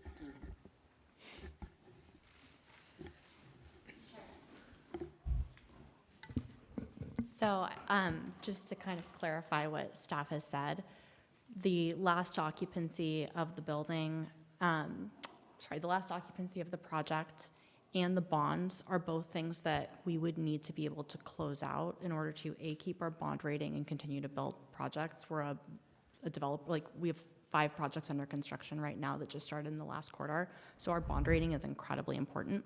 We also would not be able to exit out of the project and turn it over to the HOA, meaning that we, City Ventures, would maintain responsibility, in perpetuity, if for some reason this wasn't built. There is a 5-year cap on the completion of the affordable building in the condition of approval. So we have to do it. And I fully support what staff said about understanding that the BMR agreement comes back to you guys. So about the bonding, it only affects your bonding. I mean, obviously, you just said you had 5 projects out right now. So I'm assuming, have 5 bonds out, 1 for each project, right? Sorry, we have 5 projects that have started in the last quarter, but we have more than 5 projects under construction. Okay. And so we have a bond rating that we have to maintain. We have to be able to get bonds issued to be able to enter into subdivision improvement agreements with cities. We would not be able to continue to conduct business if we didn't get our bonds cleared and turn this over to the HOA. But that's only the case if you could leave the bond open for a very long time, right? I don't have. Okay. I don't know how to answer that, but Okay. I don't think so. Okay, all right. Once we're done with construction, we can't just like leave a bond opening. There's not like a weird entity that's gonna own this project. This is City Ventures Home Building. So the bond is issued for our whole home building arm, and we are the general contractor for the project as well. Okay, Hopefully that- I just kind of want to understand that relationship because Yeah. the way it sounded like, well, they just have to be responsible for the HOA, and so No, who there's. cares? Yeah, You know? I hear you. No, there's real risk to us, so. Okay. Yeah. Okay, thank you. I am more excited about this project than I've been about any we've seen in a long time. I think it looks great. I really appreciate the density there.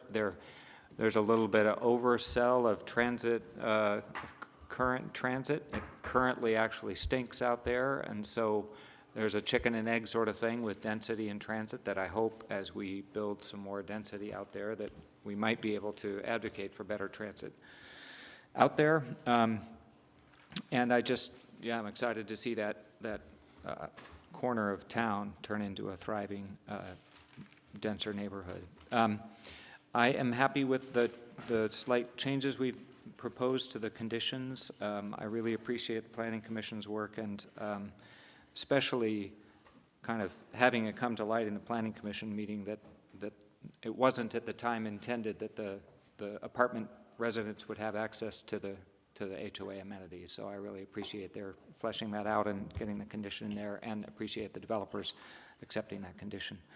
It sounds like an exciting project to me. I would love to see it move forward. Other discussion? Councilmember Harvey. So, I know we don't know when the light's going to be built.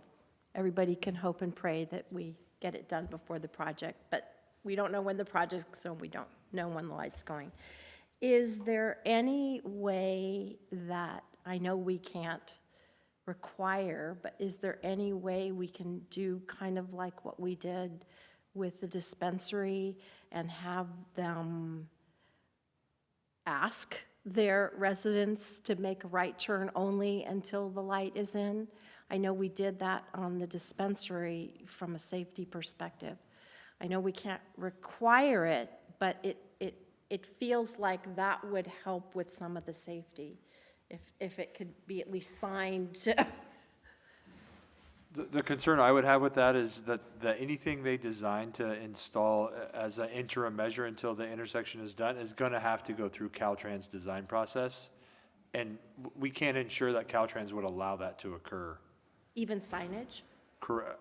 Because if they're directing traffic, I mean, Damien might have more to say about that. But what I wouldn't want to do is put a condition of approval on them that then Caltrans undoes, and then they're stuck in this, they can't satisfy it situation.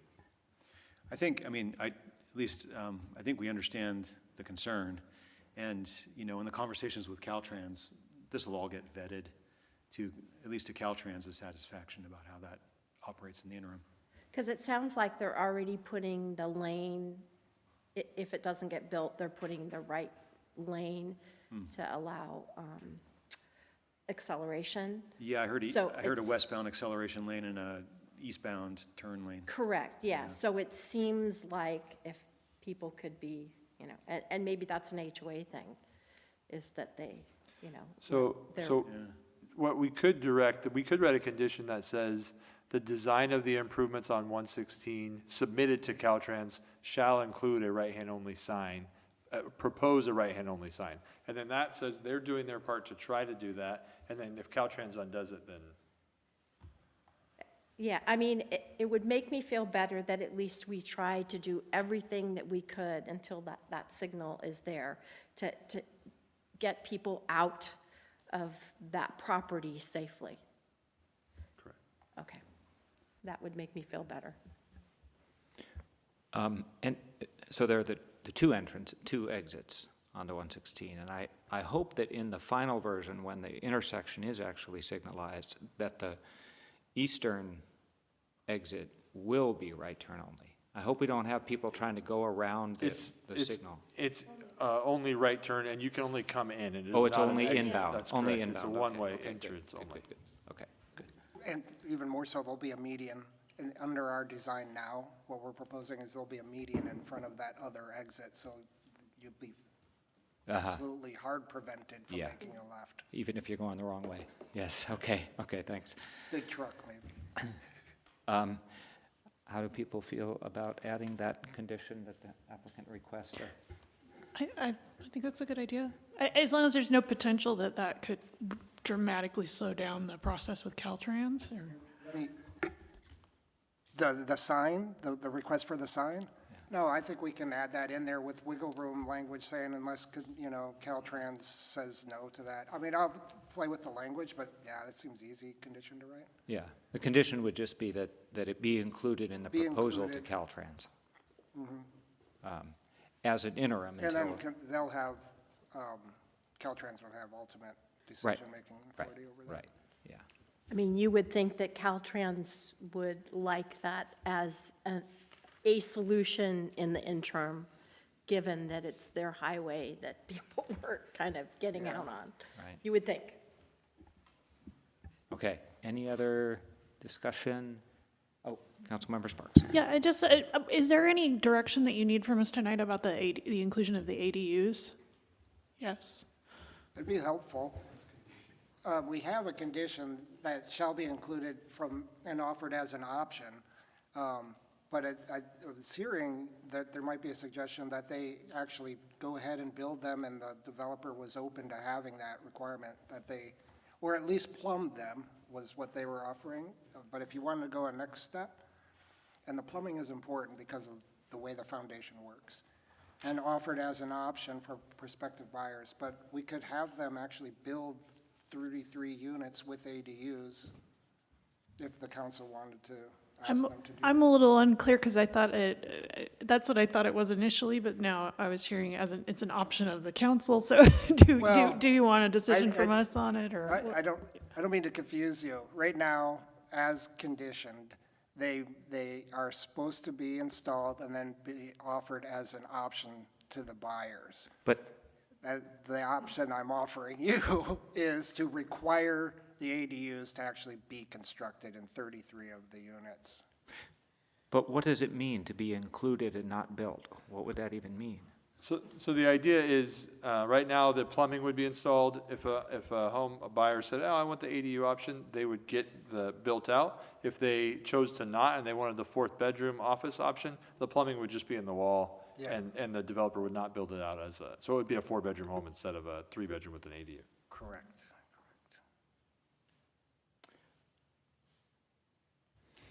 I'm Yeah. open to either possibility. It might be nice to offer 4-bedroom units to Well, families. but I wonder affordability, if some people may not want the ADU already built and some people may want it. Correct. So if it's an option, I think if the plumbing is in there, I think it's good because that way people can have that option as if they want to pay more for. But we're talking 25% of the units, so it's already 75% will not have an ADU. So the option is buy one, if we say build them all, then the option is buy one without an ADU or buy one with an ADU. We don't have to, I mean, this is assuming the developer is open to this possibility, which is, I thought they said. I think the developer would appreciate the Yes. flexibility to let the market decide, but. I'll jump in on that. I think we would appreciate the flexibility, but pre-plumb and do all of the infrastructure for all of it. And the reason that it's 25% is just because state law says for multifamily, we cannot go higher than 25%. So that was the determining factor on why that number was studied. Right, no, I appreciate that. I'm just pointing out that, yeah. Yes, go ahead. Just a question about that. I apologize, I should know this from reading the plans, but would it limit, are the 25% that have the ADU as the option, are those the only ones with the potential to become 4-bedroom units? Or would there be, They all can be for office or flex is the way. they all can be 4 office or flex? All of them Okay. except for the units above the commercial. Okay, Yeah. okay. I'm okay with leaving it flexible. Okay, I would just like that condition 158, the proposed optional 33 ADUs shall be included in the project is unclear to me, and I would rather have it say something that says what they're going to do, and so shall be Fully- 33 ADUs shall be included in the project and offered as an option, or? I just don't know what Yeah, shall be get rid of included the means. proposed optional.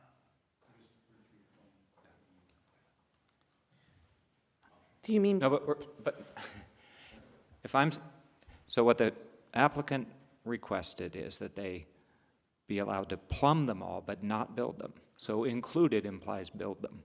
So that's the problem with the current language. Okay. It can't say included, it has to say what they need to do. Gotcha. It's, Well, no, shall be fully plumbed. It's got to say whatever they have to do. Yes.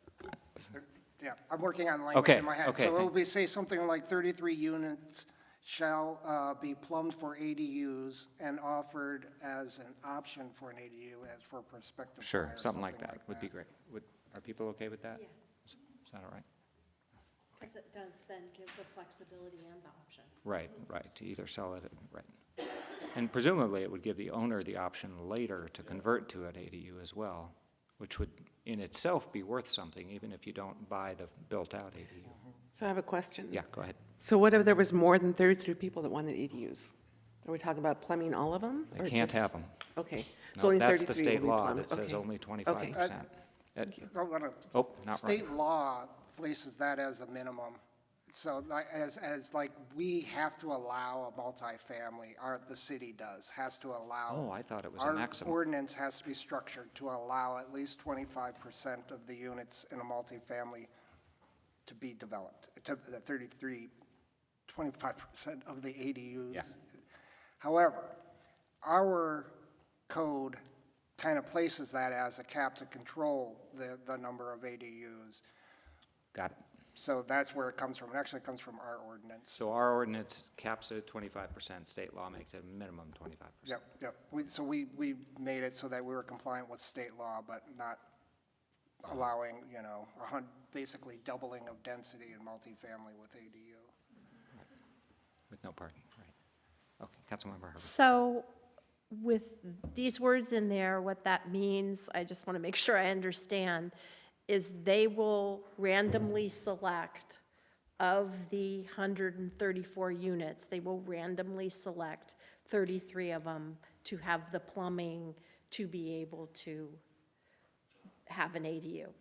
Is that, That's my understanding. okay. Unless they want to say something else. Not necessarily random, they can select in any way they want. Well, it will, Okay, some, yeah, right. okay. And then I'm assuming following that, those will be identified so that people know that when they're selecting a unit, that these are the ones that could have that possibility. Yeah, okay, I see shaking heads, so, okay. Just wanted to be clear. Have you got a version of that condition you're happy with? I don't know if we have to have the wording final before we approve. We don't? Oh, okay. If we don't, if we don't, then, if we don't have to have it finalized, then we're good. You can look at it before you No. sign the resolution. No. All good. Any more discussion? Okay. Is there anybody who has the right page open and would like to make a motion? Mayor? Go ahead. Before you make a motion, Yes. can I just run through the conditions Yes, that I please do. have? And make sure that I've got them all. So the first one will be the number 9 that I talked about amending, which would require the affordable agreement prior to recordation of the subdivision map. Then the next one would be kind of tighten up the CCNR, and make sure that the CCNR language ensures public access and maintenance, and that the city is involved in, or make sure that that they can't change the CCNRs without the city's involvement. At least as regarding park maintenance. And we're involved in any future park design and redesigns. There shall be a sliding scale for pool access for the affordable units based on the affordable level. Tighten up the condition on the affordable housing plan and the requirement, just to be clear that City Ventures is responsible for building this project. And of course, you'll see that in the affordable agreement, so I'll probably have that condition point to the affordability regulatory agreement to express that. An oak preservation plan shall include the safety component. And no right turn signage shall be installed with Caltrans having final say. And then the ADA language that we just wrestled with. No left turn. ADU language, excuse me. Pardon? You said no right turn. I'm sorry. It should say right turn only. Right turn only language. I was just like, ah. No, I'm sorry. Excuse That's me. all right. Okay, did that Was list there- did I contain, miss anything? did anybody notice anything missed? Okay, and now would anybody like to make a Thank motion? you. Okay, I make a motion that we pass a resolution of the City Council, of the City of Cotati, approving preliminary design review, a tree removal permit, parkland dedication, and a vesting tentative map to allow construction of a 178-unit multifamily mixed-use development on a 10.6-acre property located northwest of the intersection of Redwood Drive and State Road Route 116, and finding the project consistent with the Cotati General Plan and its environmental impact report and exempt from further environmental review under CEQA Guidelines Section 15183. And included conditions. Is there a second? I second. Mr. Mayor, just to make clear, the motion maker said the conditions, there are already conditions, so I think Yes. what he meant was revisions to the The conditions. revisions to the conditions. As outlined by Planner Harrison, yes. Okay, thank you. Is there a second to that? Just so the motion is to approve it as written plus the conditions outlined by planner? exactly. Okay, then I will second that. All right. I think for this, I'd like to do a roll call vote. Councilmember Savage, Yes. Councilmember Sparks, Yes. Councilmember Harvey, Yes. Vice Mayor Lemus, Yes. Mayor Ford. Yes. Thank you all for being here, spending your entire evening with us.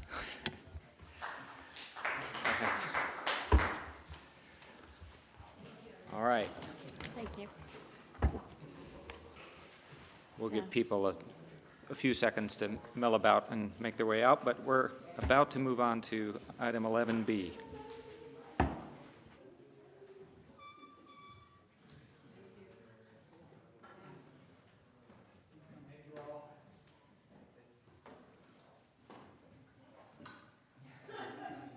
You're welcome to stay. Okay, we're moving on to item 11B, city fee schedule update. We'll start with the staff report. Thank you, Mayor, members of the council, so I'll keep this quick and painless. We were going to, originally, we were going to try to make this coincide in time with the impact fee updates that we're also working on. So that was going to require some changes to the fee schedule, which requires a public hearing to have this conversation. It turns out that the impact fees are a little bit behind this, and we need to get this in place for July. So we really just changed things in accordance with the Consumer Price Index and the Construction Cost Index, which we already, at a staff level, through prior approvals, have authority to do, but we're bringing it to you anyway. So that's all the changes you see in red line. They're all just inflationary changes to the fees. But I'd happy to answer any questions if you have any. Questions, Councilmember Sparks?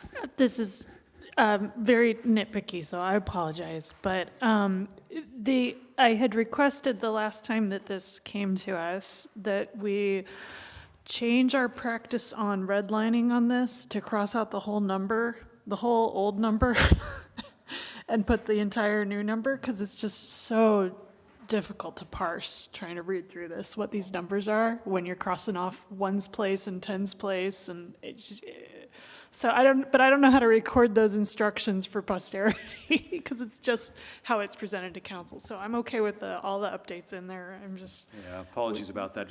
it's okay. It's just so hard to read. I think you just have to rely on our apparently faulty memory on that, but we'll try to pick it up next time. It's also a technical issue. You might have to get Microsoft to change how they do redlining, so we'll see. All right. anything else? Okay, we'll open this up for public comment. I don't see any members of the public in the chambers wishing to make comments, so we'll go to Zoom. This is for item 11B, the city fee schedule update. Let's go to Zoom. Thank you, Mayor Ford. Once again, speaking to our Zoom attendees, please use the raise hand icon to make a public comment on this item.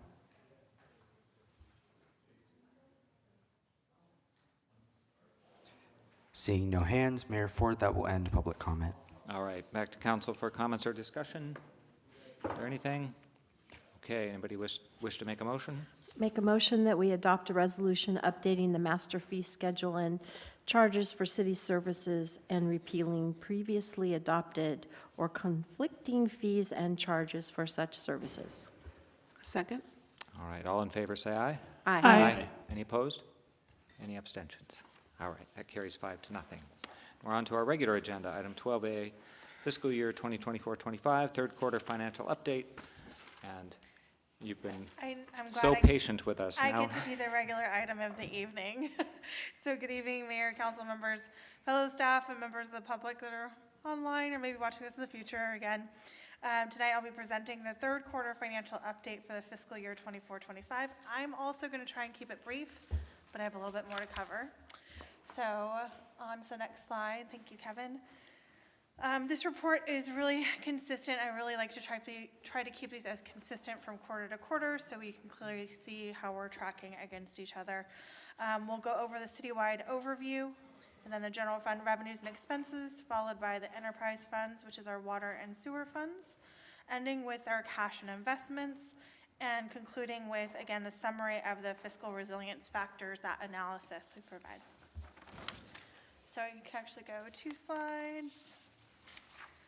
So overall for the citywide, here's a summary of the citywide revenues and expenses compared to budget as of March 31st, 2025, as well as the comparative actual revenues and expenses of the prior year, March 31st, 2024, for each fund type. Overall revenues and expenditures citywide are in line with expectations, where revenues are at approximately 65% of the budget and expenses are at 58% of the budget. Just as a reminder, most activity for the city is managed within the general fund, and the other 2 major funds for the city are those enterprise funds, which are supposed to be operated like a business. And they run the water and wastewater funds. We're going to dive into those a little bit later, but I also want to recommend anyone that's interested in learning more about what these types of funds are, what we are. We're actually going to be adopting our budget, and it has a lot of interesting information about what the different fund types are, and that's included within our budget documents online. Next slide.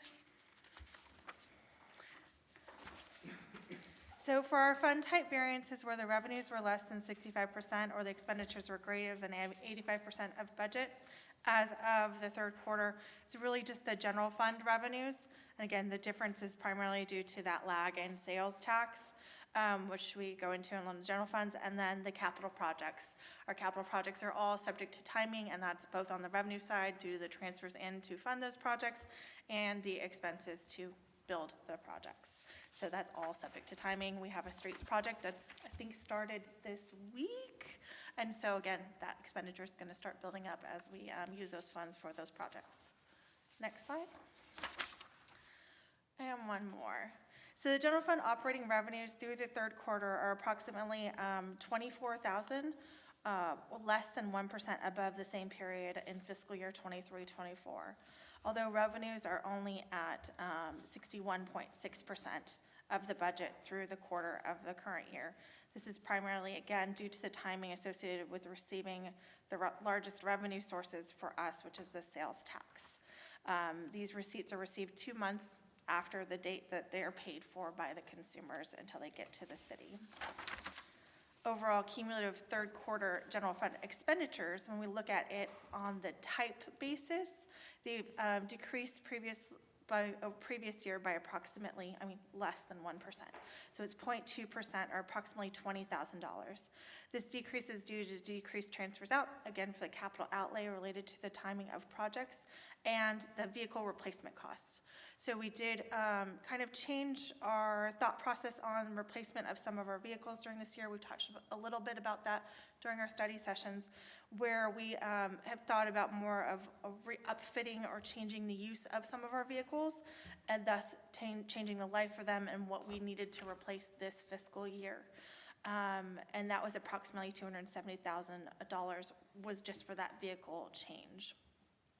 These decreases were offset by increases in other categories, including repairs and maintenance, driven by repairs for damage to city property, which is also covered from other income insurance claims, which is a lagging thing. So we want to make sure we repair these things, get them fixed, and then we have that lagging other revenue that comes in to pay for them. There's also been more work on repairs and maintenance for the existing fleet, as again, we've changed that to now being upfitting or alternative uses, little minor repairs and adjustments to the units in order to make them best fit our options for the city.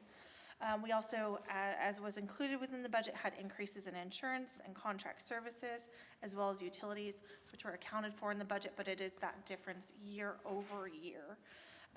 The other major increase in other expenses pertains mostly to increase in bank and merchant fees assessed by our merchant services. We're seeing those continue to climb, and so we're evaluating what's a best way to address those going into the future, opting to provide more direct draft and other options for those, as well as negotiating better rates and looking at other merchant services possibly in the future. Looking at those same expenses through another lens is looking at the department level. So spending by the general fund departments is consistent with the prior year, with some noted increases, again, percentage basis. Oh, yes, I'm still on the same slide, sorry. It's in packet page, excuse me. No, I know, I assumed you had a table, It is slide in- with the other two. Yeah, no, it is in the actual report, and. 525? No, I've got it. You can continue. Oh, okay, I just okay. assumed you had a slide with the tables you were talking about. I try Okay. not to make things redundant, but yeah, it does make it a little bit harder to follow on the thing. So spending by general fund departments is consistent, but again, on a percentage basis, these have increased, but maybe dollar-wise is not as much, but we had some increases in city council, city manager, public works, and recreation department. For the city council, is primarily due to the timing of contributions. So we made contributions earlier in the year, whereas last year was kind of a last-minute thing to get in. And so, or I think maybe last year we didn't even get them in, so we made those contributions this year, which was a good impact for our community. The city manager's department was primarily related to increase in contract services for legal services and ongoing litigation. Public works is primarily related to staff changes, as well as ongoing contract services related to parks. The public works also houses the ranch work next door, and so as those have continued to change over the years, as we increase programming over there, that has also increased. Recreation has increased with other expenses, primarily pertaining to the purchase of replacement tables. So again, it's just one thing, but when you already have a small budget, when you do one thing in a purchase in one department, it can make a significant percentage change for them, because that was only $14,000, excuse me, and it was included within the budget. So this all outlined, here we go, in the staff or the quarterly report provided on packet pages 522 and 529. I should have led with that, so thank you. So overall, for the general fund, the first 9 months as compared to the budget, we feel like we're aligned, we're mostly tracking. And again, the estimated actuals will be coming to council with our proposed budget. We're targeting the June 10th date for the budget, and so we'll have even better numbers then to see where we're going to be at the end of the year. Now I'll get to the next slide. So this again is just the breakdown of our revenues, showing that yes, sales tax is the primary driver for revenues for the general fund. The bottom corner are revenues that are derived that are less than $70,000 year to date.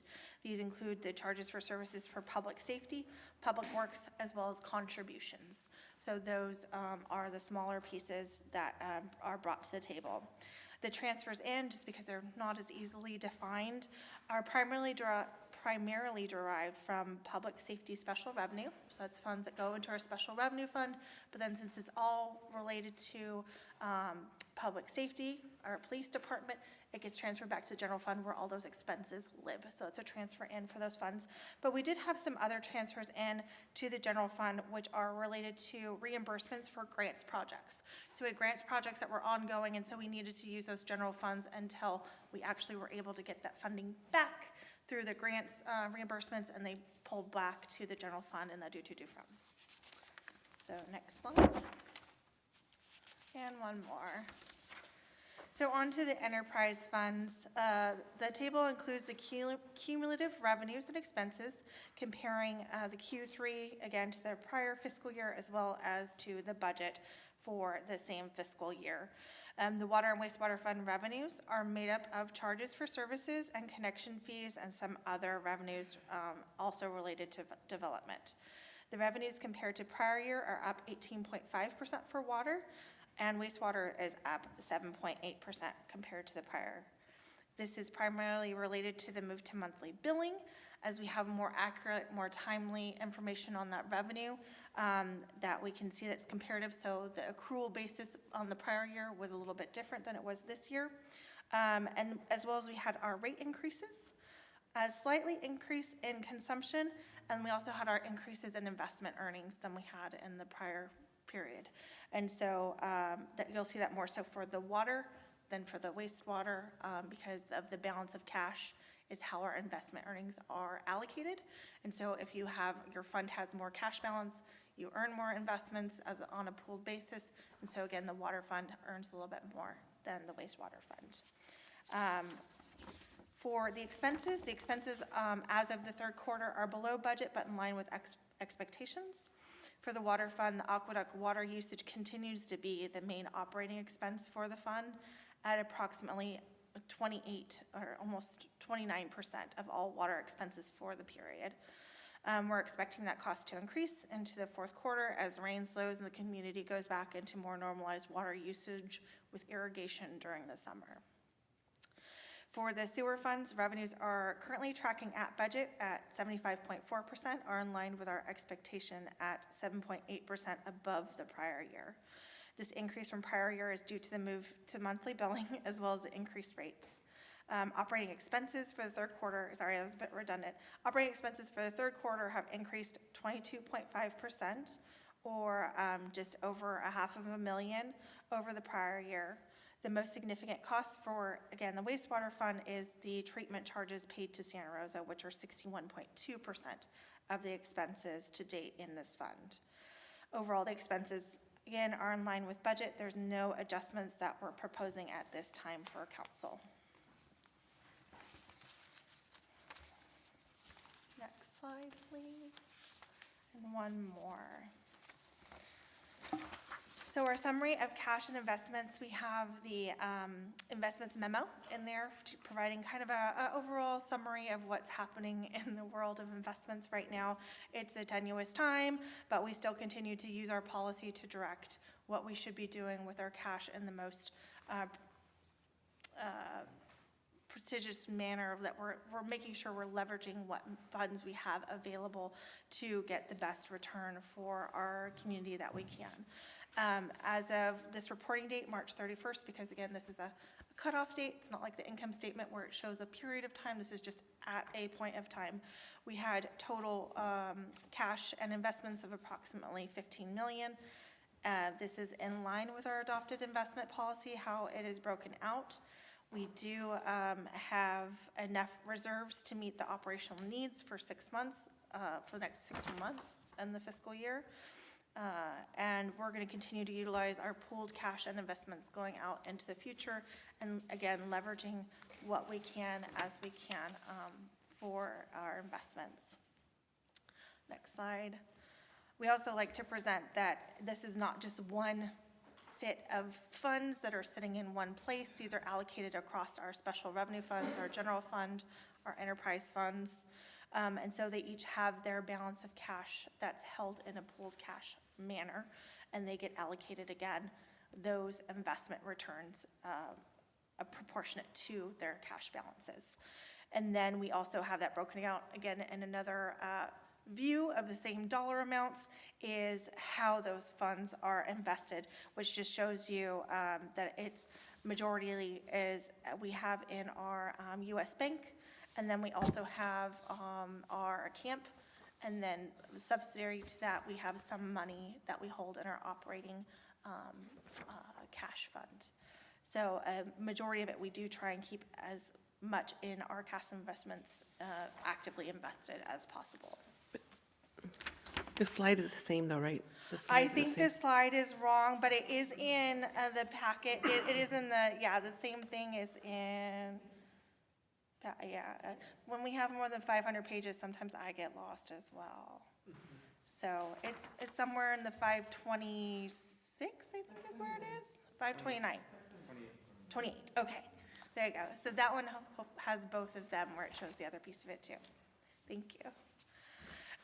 So next slide. In conclusion, the budget is on track. We did make some minor adjustments during the mid-year, and we feel like it's going to hold up. We do have some adjustments that will be coming with our estimated actual when we bring the full budget to you, where we're really trying to be as precise as possible as we can so that we can know what we can project for the next 2 years by having a good picture of where we're going to end at the end of this fiscal year. Except for the identified variances, expenditures and revenues are tracking as expected. Staff will continue to monitor these variances and bring them to you as we're developing the budgets. Lastly, the fiscal resilience evaluation was consistent with the prior quarter, where only the general fund, the current revenue operation and expense was less than the desired 110%. That was packet page 536. It was only at 99% versus the desired 110%. The water agency rate, again on packet page 537, is a continued yellow because it is higher than that 6% that was budgeted. And then the sewer operating revenue expense is also lower than the desired 110% at 97%. So all these are marked as yellow, as they are exceptions to what our goals are or what we would see as resilient, but they're not considered a high risk at this point in time. And all the other items were included as green. So that concludes my presentation, and I can take any questions. Questions? Councilmember Harvey. I was just wondering, you know, in looking at these, our resilience factors, since it seems like with the water agency rates that based upon the presentation that we had, that those are going to continue at a higher rate than what we budgeted, what is the process for us to reevaluate what that is? Because it doesn't sound like we are going to get back to 6% years anytime soon. I think that would change when we do the new rate study and we adopt a new budget. We have an understood rate that we now know we should expect it to be 10%. So if it goes higher than the 10%, they come back next year and it's 12%, then that would be another factor that would then be yellow again or even red. But how do we adjust what our target, I mean, if we're always going to be yellow because our target is no longer realistic, how do we adjust these targets? Do we have a process? I know this is Well, still. I think right now as it stands, it's based on the rate study established rate that we use, that we're assuming that they're going to charge us. Okay. And if they end up charging us more, then it's like, ooh, we're losing potentially a little bit of money in this category. So Okay. it's just something to be aware of. Okay. But every time we update the rate study, it should reset what we're assuming. And Okay. how often do we do that? Every 3-ish years, probably. Unless there's some urgent need to, you can do it as often as you want, but Okay. you don't usually do it unless things are off track enough that it's time to reassess it. But we just did one, and is this what's in the current rate study is 6% when we, okay, The prior one, it's from the prior study. Right. okay, Yeah. all right, so this should kind of fix Yes, itself out? so in- July, this will be fixed. Okay. And my second question, I didn't see anything in this particular report, but it was mentioned in one of the sets of comments that we have no reserves. Do you happen, I didn't see those numbers in there. I know we have a very stringent reserve policy. Could you kind of address that so that the public knows that, yes, we have reserves? Yes, absolutely, and thank you for bringing that up. It should have been something I commented on during the presentation. As a city agency, we are not out to make money. We are here to serve the community, and we have to be resilient and keep and maintain reserves. So we have a strict policy within our financial policies where we are required to have a 25% reserve for our general fund, and then we also have a 33% required reserve for our water and wastewater funds for operations. And that means that we need to keep in reserve a balance of, for water, wastewater, of 33% of operating expenditures available in that fund. And so that is something we are diligent to adhering to. So we want to make sure that we continue to have that available if things do downturn. So I know there's a lot of sensitivity in this right now. There's a lot of cities and the county are doing significant cutbacks and looking at things, and we've been doing that by budgeting stringently. We've been looking at our budget and actively going through and going, is this something that is required? Is this something that we need? Or is this an extra?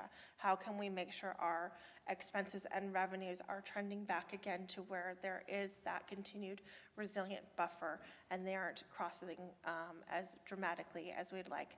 Capital projects are something different.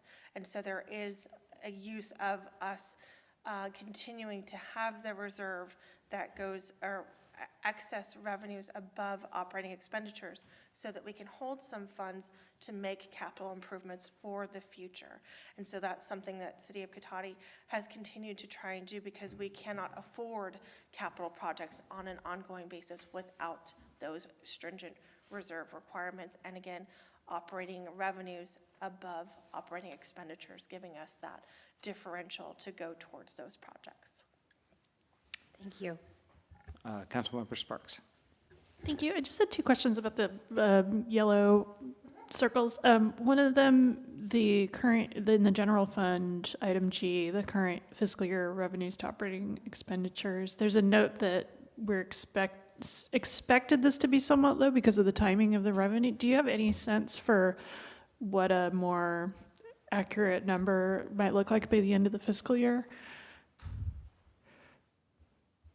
Maybe it's an impossible question at this point, so it's okay if not. It's not impossible right now. Yeah. I mean, it is possible. It's not something I have at my fingertips Okay. right now, but I imagine we would be more in line with where we were prior year with that 104, 105%. So that might be something that we want to continue to look at. But again, that's why we've also taken actions where we continue to monitor our fees. We continue to make sure that we're not losing I don't want to say losing money, because that's not the purpose of a government, right? We're not leaving things on the table where we're not continuing to cover costs appropriately. If that's more in line, yeah. Okay, thank you. And then for the sewer item F, I apologize, I didn't notice this until just now, but it looks like that's got the revenues and the expenditures for 2025 twice. But it says in the note that it's been improving over the prior year. So I'm wondering if you had a sense of how much it's improved from the prior year. So the numbers are still in here for prior year, so I could do the calculation real quick if somebody else wants to ask questions. Okay, sorry to put you on the Sorry, spot. no, thank you for catching that. Vice Mayor Lemus, looked like you had something to say. Yeah, I had a question. Yeah, on packet page 525, there was a note that the sales tax decreased by 152,000, but a 50,000 adjustment to projected amount. Is this because receipts aren't in yet on the sales tax? It's a section in the middle of packet page 525. It says there's a decrease, sales tax revenue decrease of 152K. But then in the next section, it says that they were reduced by 50K. Yes. And is the difference because of sales tax receipts that are coming in later, expected? So we don't quite know that yet. So we did that adjustment for the 50K during the mid-year. That's what we did, and it's kind of covered by our investments, right? So that was an adjustment we did at mid-year. And there is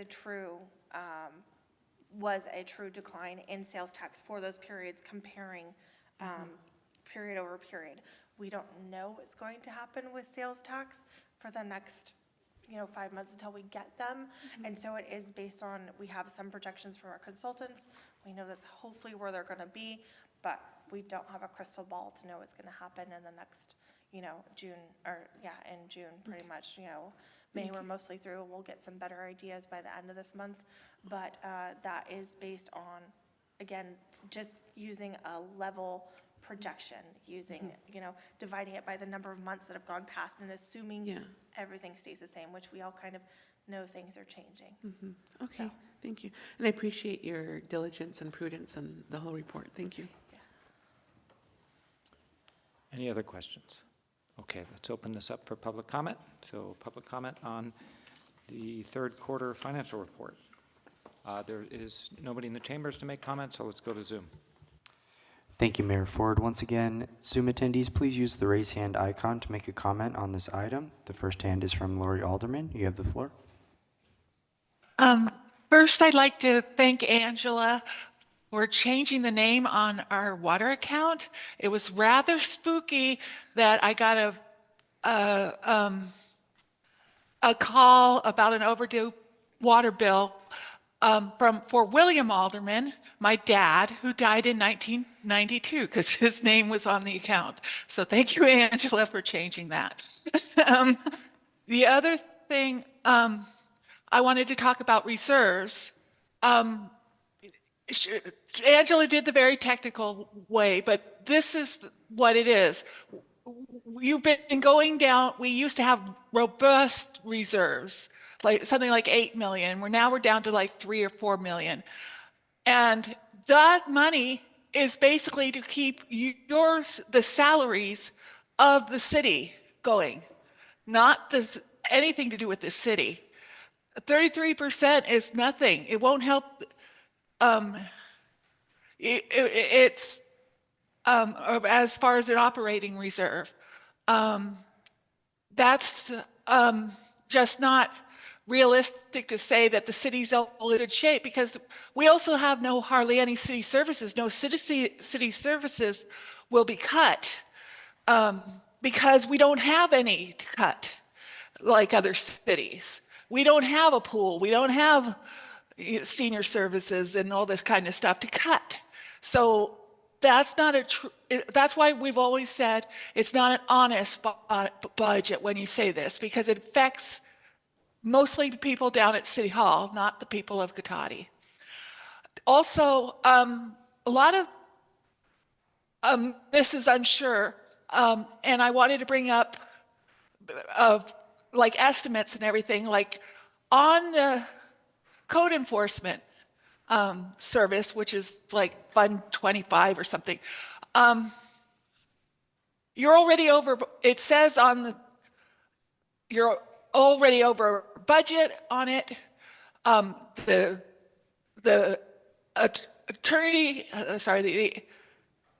code enforcement attorney has not billed $27,000 for reimbursement which is,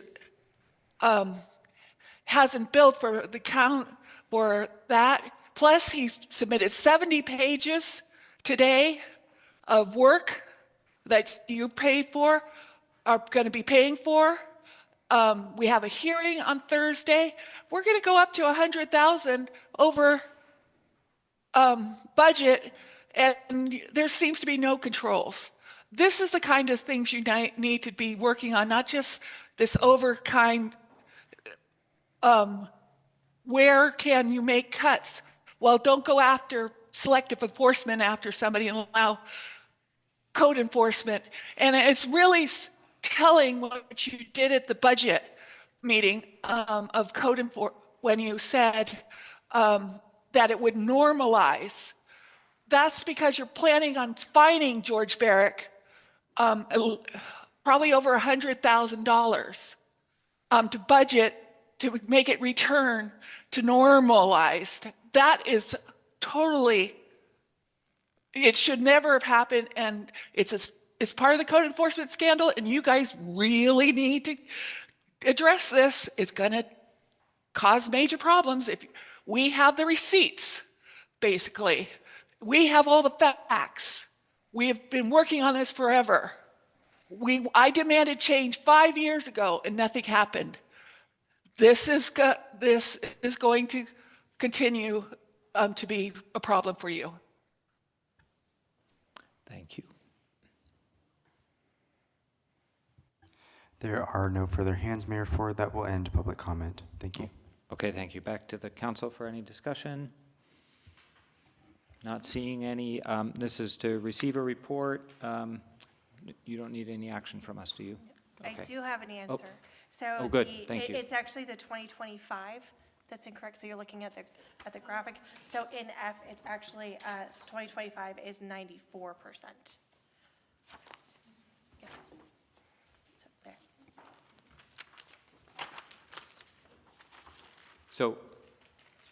So it's actually getting worse, not better? Okay. All right. Any more comments? Okay. Oh, I'd just like to thank Angela Yes. for Thank you the again, thorough report. thank you. All right, we'll move on to agenda item 13, the city manager's report.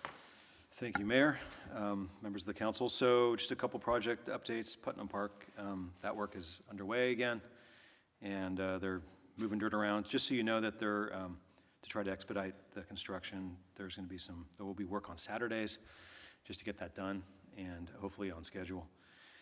And then paving maintenance will be beginning soon, as soon as tomorrow, so look for slurry seal and road repairs to start back up. We also have some other items coming to council in the near future. We have some a code cleanup ordinance that I think I mentioned before. Flint Haven Estates, which is the subdivision that's on Old Redwood Highway. It's already been entitled, but the public improvement agreement and affordable housing agreement, those kind of things are going to be coming to council very soon. We also are going to be bringing 120 East Cotati through Planning Commission and Council, so you'll be seeing that as well this summer. The transit-oriented community zoning ordinance is also in the works. That's for primarily for the zoning along East Cotati between the creek and the train station. And finally, Sunflower Park is going to be going out to bid here very shortly, so that's going out. And then also we're also in coordination with Rona Park going to put out an RFP for consultant contracts for EIFDs, and we'll just see if that makes sense and where that goes. This coming Thursday is Bike to Work Day. We are with Sonoma Clean Power. We're staffing an Energizer station at the Cotati Smart Station. This is 7:30 to 9:30. We have a free ranch open day again this month. It's this Friday at Rondo Fletty Ranch from 3 to 5:30. So it's free. And I don't know if anyone noticed, but we have some new chickens on the property. If you saw Instagram, so we got some chickens there. And this Saturday, we're also going to be hosting a community workshop on the design of the barns at the ranch, and it'll be here in the chambers at 10 a.m. to get community feedback on the current concept design.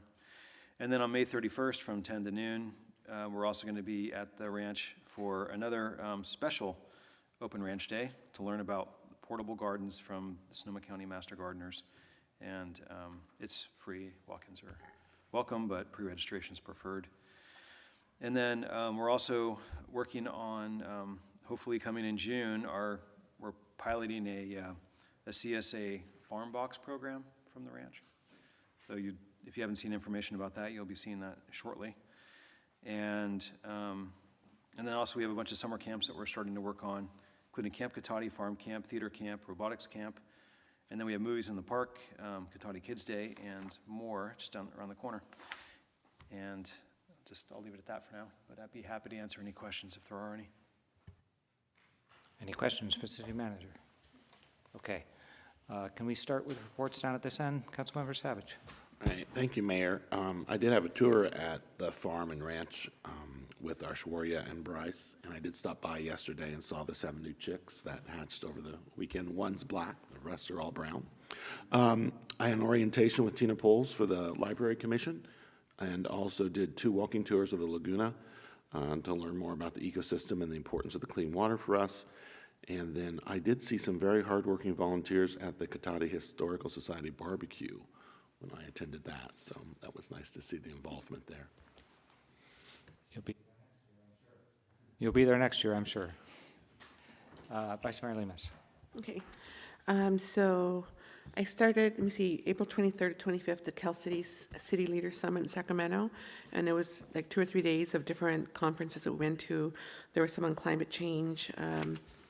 I went to a Latino Summit, Latino Caucus Summit, with some assembly members and senators that attended that one, talked about different issues there. And then we also met with Senator Chris Cabaldon, and we went to a Bridging Housing Development, Economic Development presentation. And we also met with Chris Rogers briefly. And we had one presentation on when public comment crosses the line. There was an attorney that spoke from Downey, California, John Funk, I think was his name. So I was going to see if John Bacher knew about him or had talked to him before. And one of the last ones was Building Communities of Trust, which was another presentation. And then we had Economic Outlook that we attended as well. And then on the April 27th, I went to Dia del Niño. I was invited to go to Dia del Niño event at San Jose Courthouse. That's Day of the Child. So I addressed attendees and helped judge a crazy hair contest with some other local electeds. I had a Regional Parks Foundation meeting on May 2nd. Sonoma Clean Power Ad Hoc meeting on May 2nd. The Ad Hoc is working on an economic development hub that Sonoma Clean Power is going to kind of look at supporting. And of course, the Cotati Old Fashioned Chicken Barbecue, that was a good day of handing out food, chicken, and also baked beans and coleslaw. I had last week the Cinco de Mayo Festival in Roseland on May 5th. Sonoma Clean Power meeting last Thursday. I attended a meeting with the mayor. And also this week, I attended a Cal City's Hot Bills update online. And if you want information about the different bills, I took notes on that. And then a Cotati Chamber of Commerce meeting earlier before this meeting, and they have a lot of input on improvements that are needed, including they brought up the hotel and some different kind of what they consider urban blight in the area. So we have a whole list of different things that they brought up to us. Thank you. Great, thank you. I'm just going to keep going down the line. So on April 24th, I attended the ribbon cutting at Wildflower Salon on Old Redwood Highway, which was a grand event. And looks like, I think she's got what it takes to make a go of that, make a big deal of that salon. On April 26th, the Saturday, I attended the opening of the Construction Training Center at SRJC's Petaluma campus, which is a very cool facility and exciting program to help people get into the trades, particularly carpentry and HVAC are the two it's focused on. Good ties with those unions in the area. On the 4th, I helped serve at the Historical Society barbecue. I probably dished out 200 chicken halves. And on the 8th, Thursday the 8th, Vice Mayor Lemus and I attended the Sonoma County Mayors and Council Members Association board meeting, which we hosted here in the police community room, where we heard a presentation and had a good discussion about the Sonoma County Master Plan for Aging and what its implications. And City Manager Obid was there as well. I think that's it from the city, right? Okay, great. That's it. I also attended the City Leadership Summit in Sacramento. I won't recover what Vice Mayor covered, but we did see Lori Wilson and Damon Connolly and Chris Cabaldon. One of the things that they impressed upon us is that it's really important for us when we have concerns or thoughts about bills that we let them know. And Lori showed us actually how they see it and the dashboard that they get. So it is really very helpful because they get the information on the bill and then they get a whole listing of all the letters and things that were sent in. So she says it makes it very nice because then they can go in and see what, what the different communities have to say about it. And they said it's also helpful to them if a certain bill causes us a problem or has caused us a problem, that we give examples, because then they can use those examples when they kind of go to talk about those. I also attended the Zero Waste Symposium, and they had some really great presenters there. There were some presenters about how they've changed their diversion at the Marin County buildings, and there was one very interesting about a theater over in Berkeley and how they do everything is reusable. So even they have bowls for their popcorn, and they reuse even when they make juices and things, they then reuse the output from that. So that was really interesting. A lot of really good presentations. The other thing that they had that was interesting was they did little breakout sessions. So they had a repair clinic and they were showing people how to do things, and they had a screen printing and they were showing that. And they had a lady that did converting older vehicles into electric vehicles, and it's a new business, and they're taking older models and they're trying to make it such that they can do it more production oriented.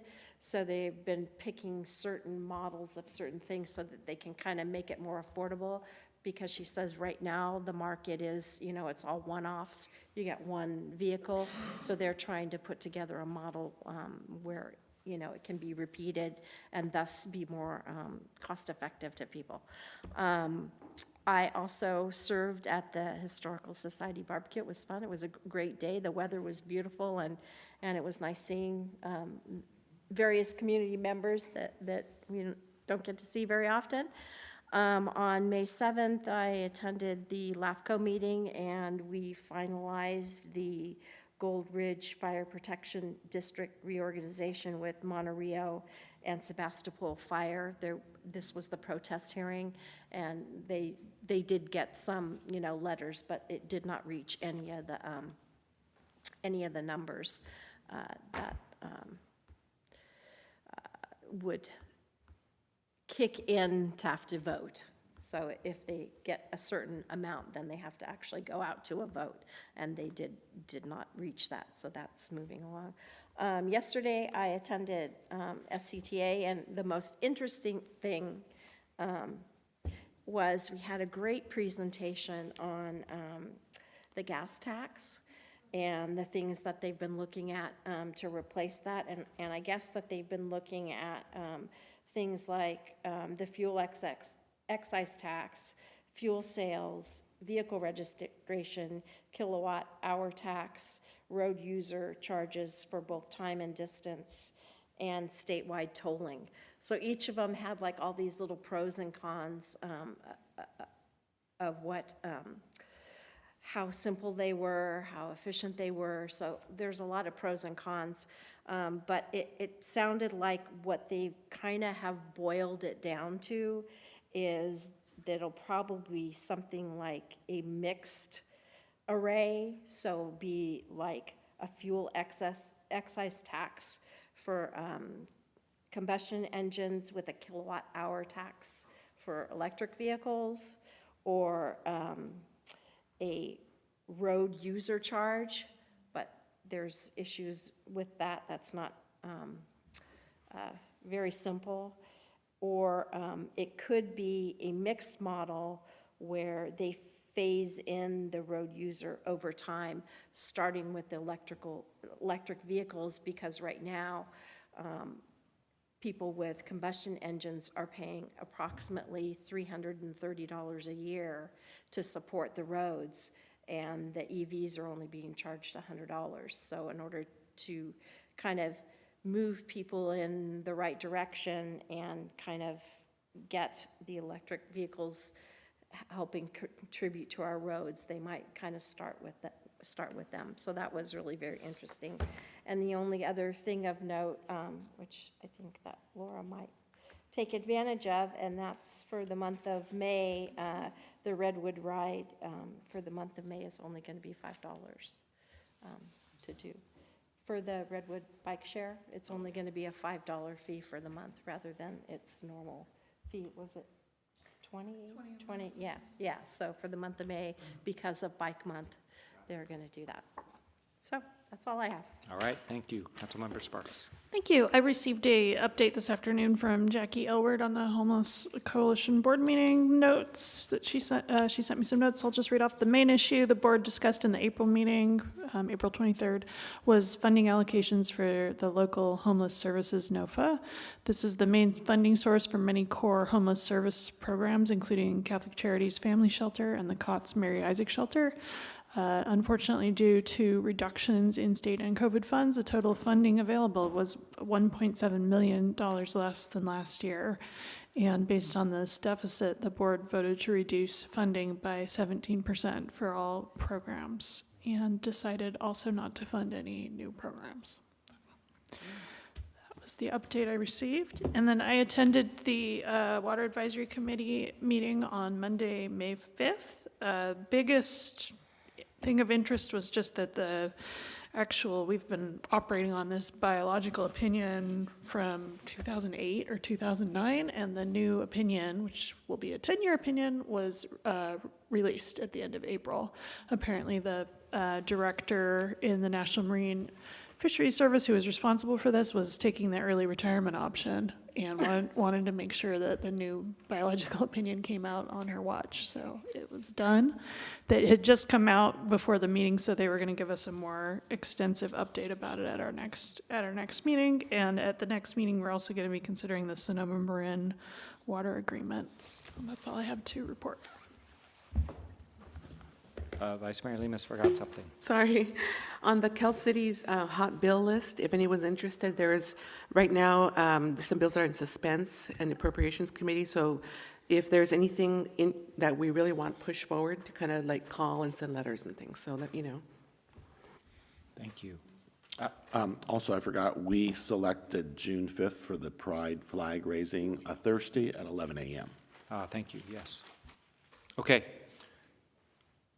Was there, for item 15, was there information received after the agenda was posted?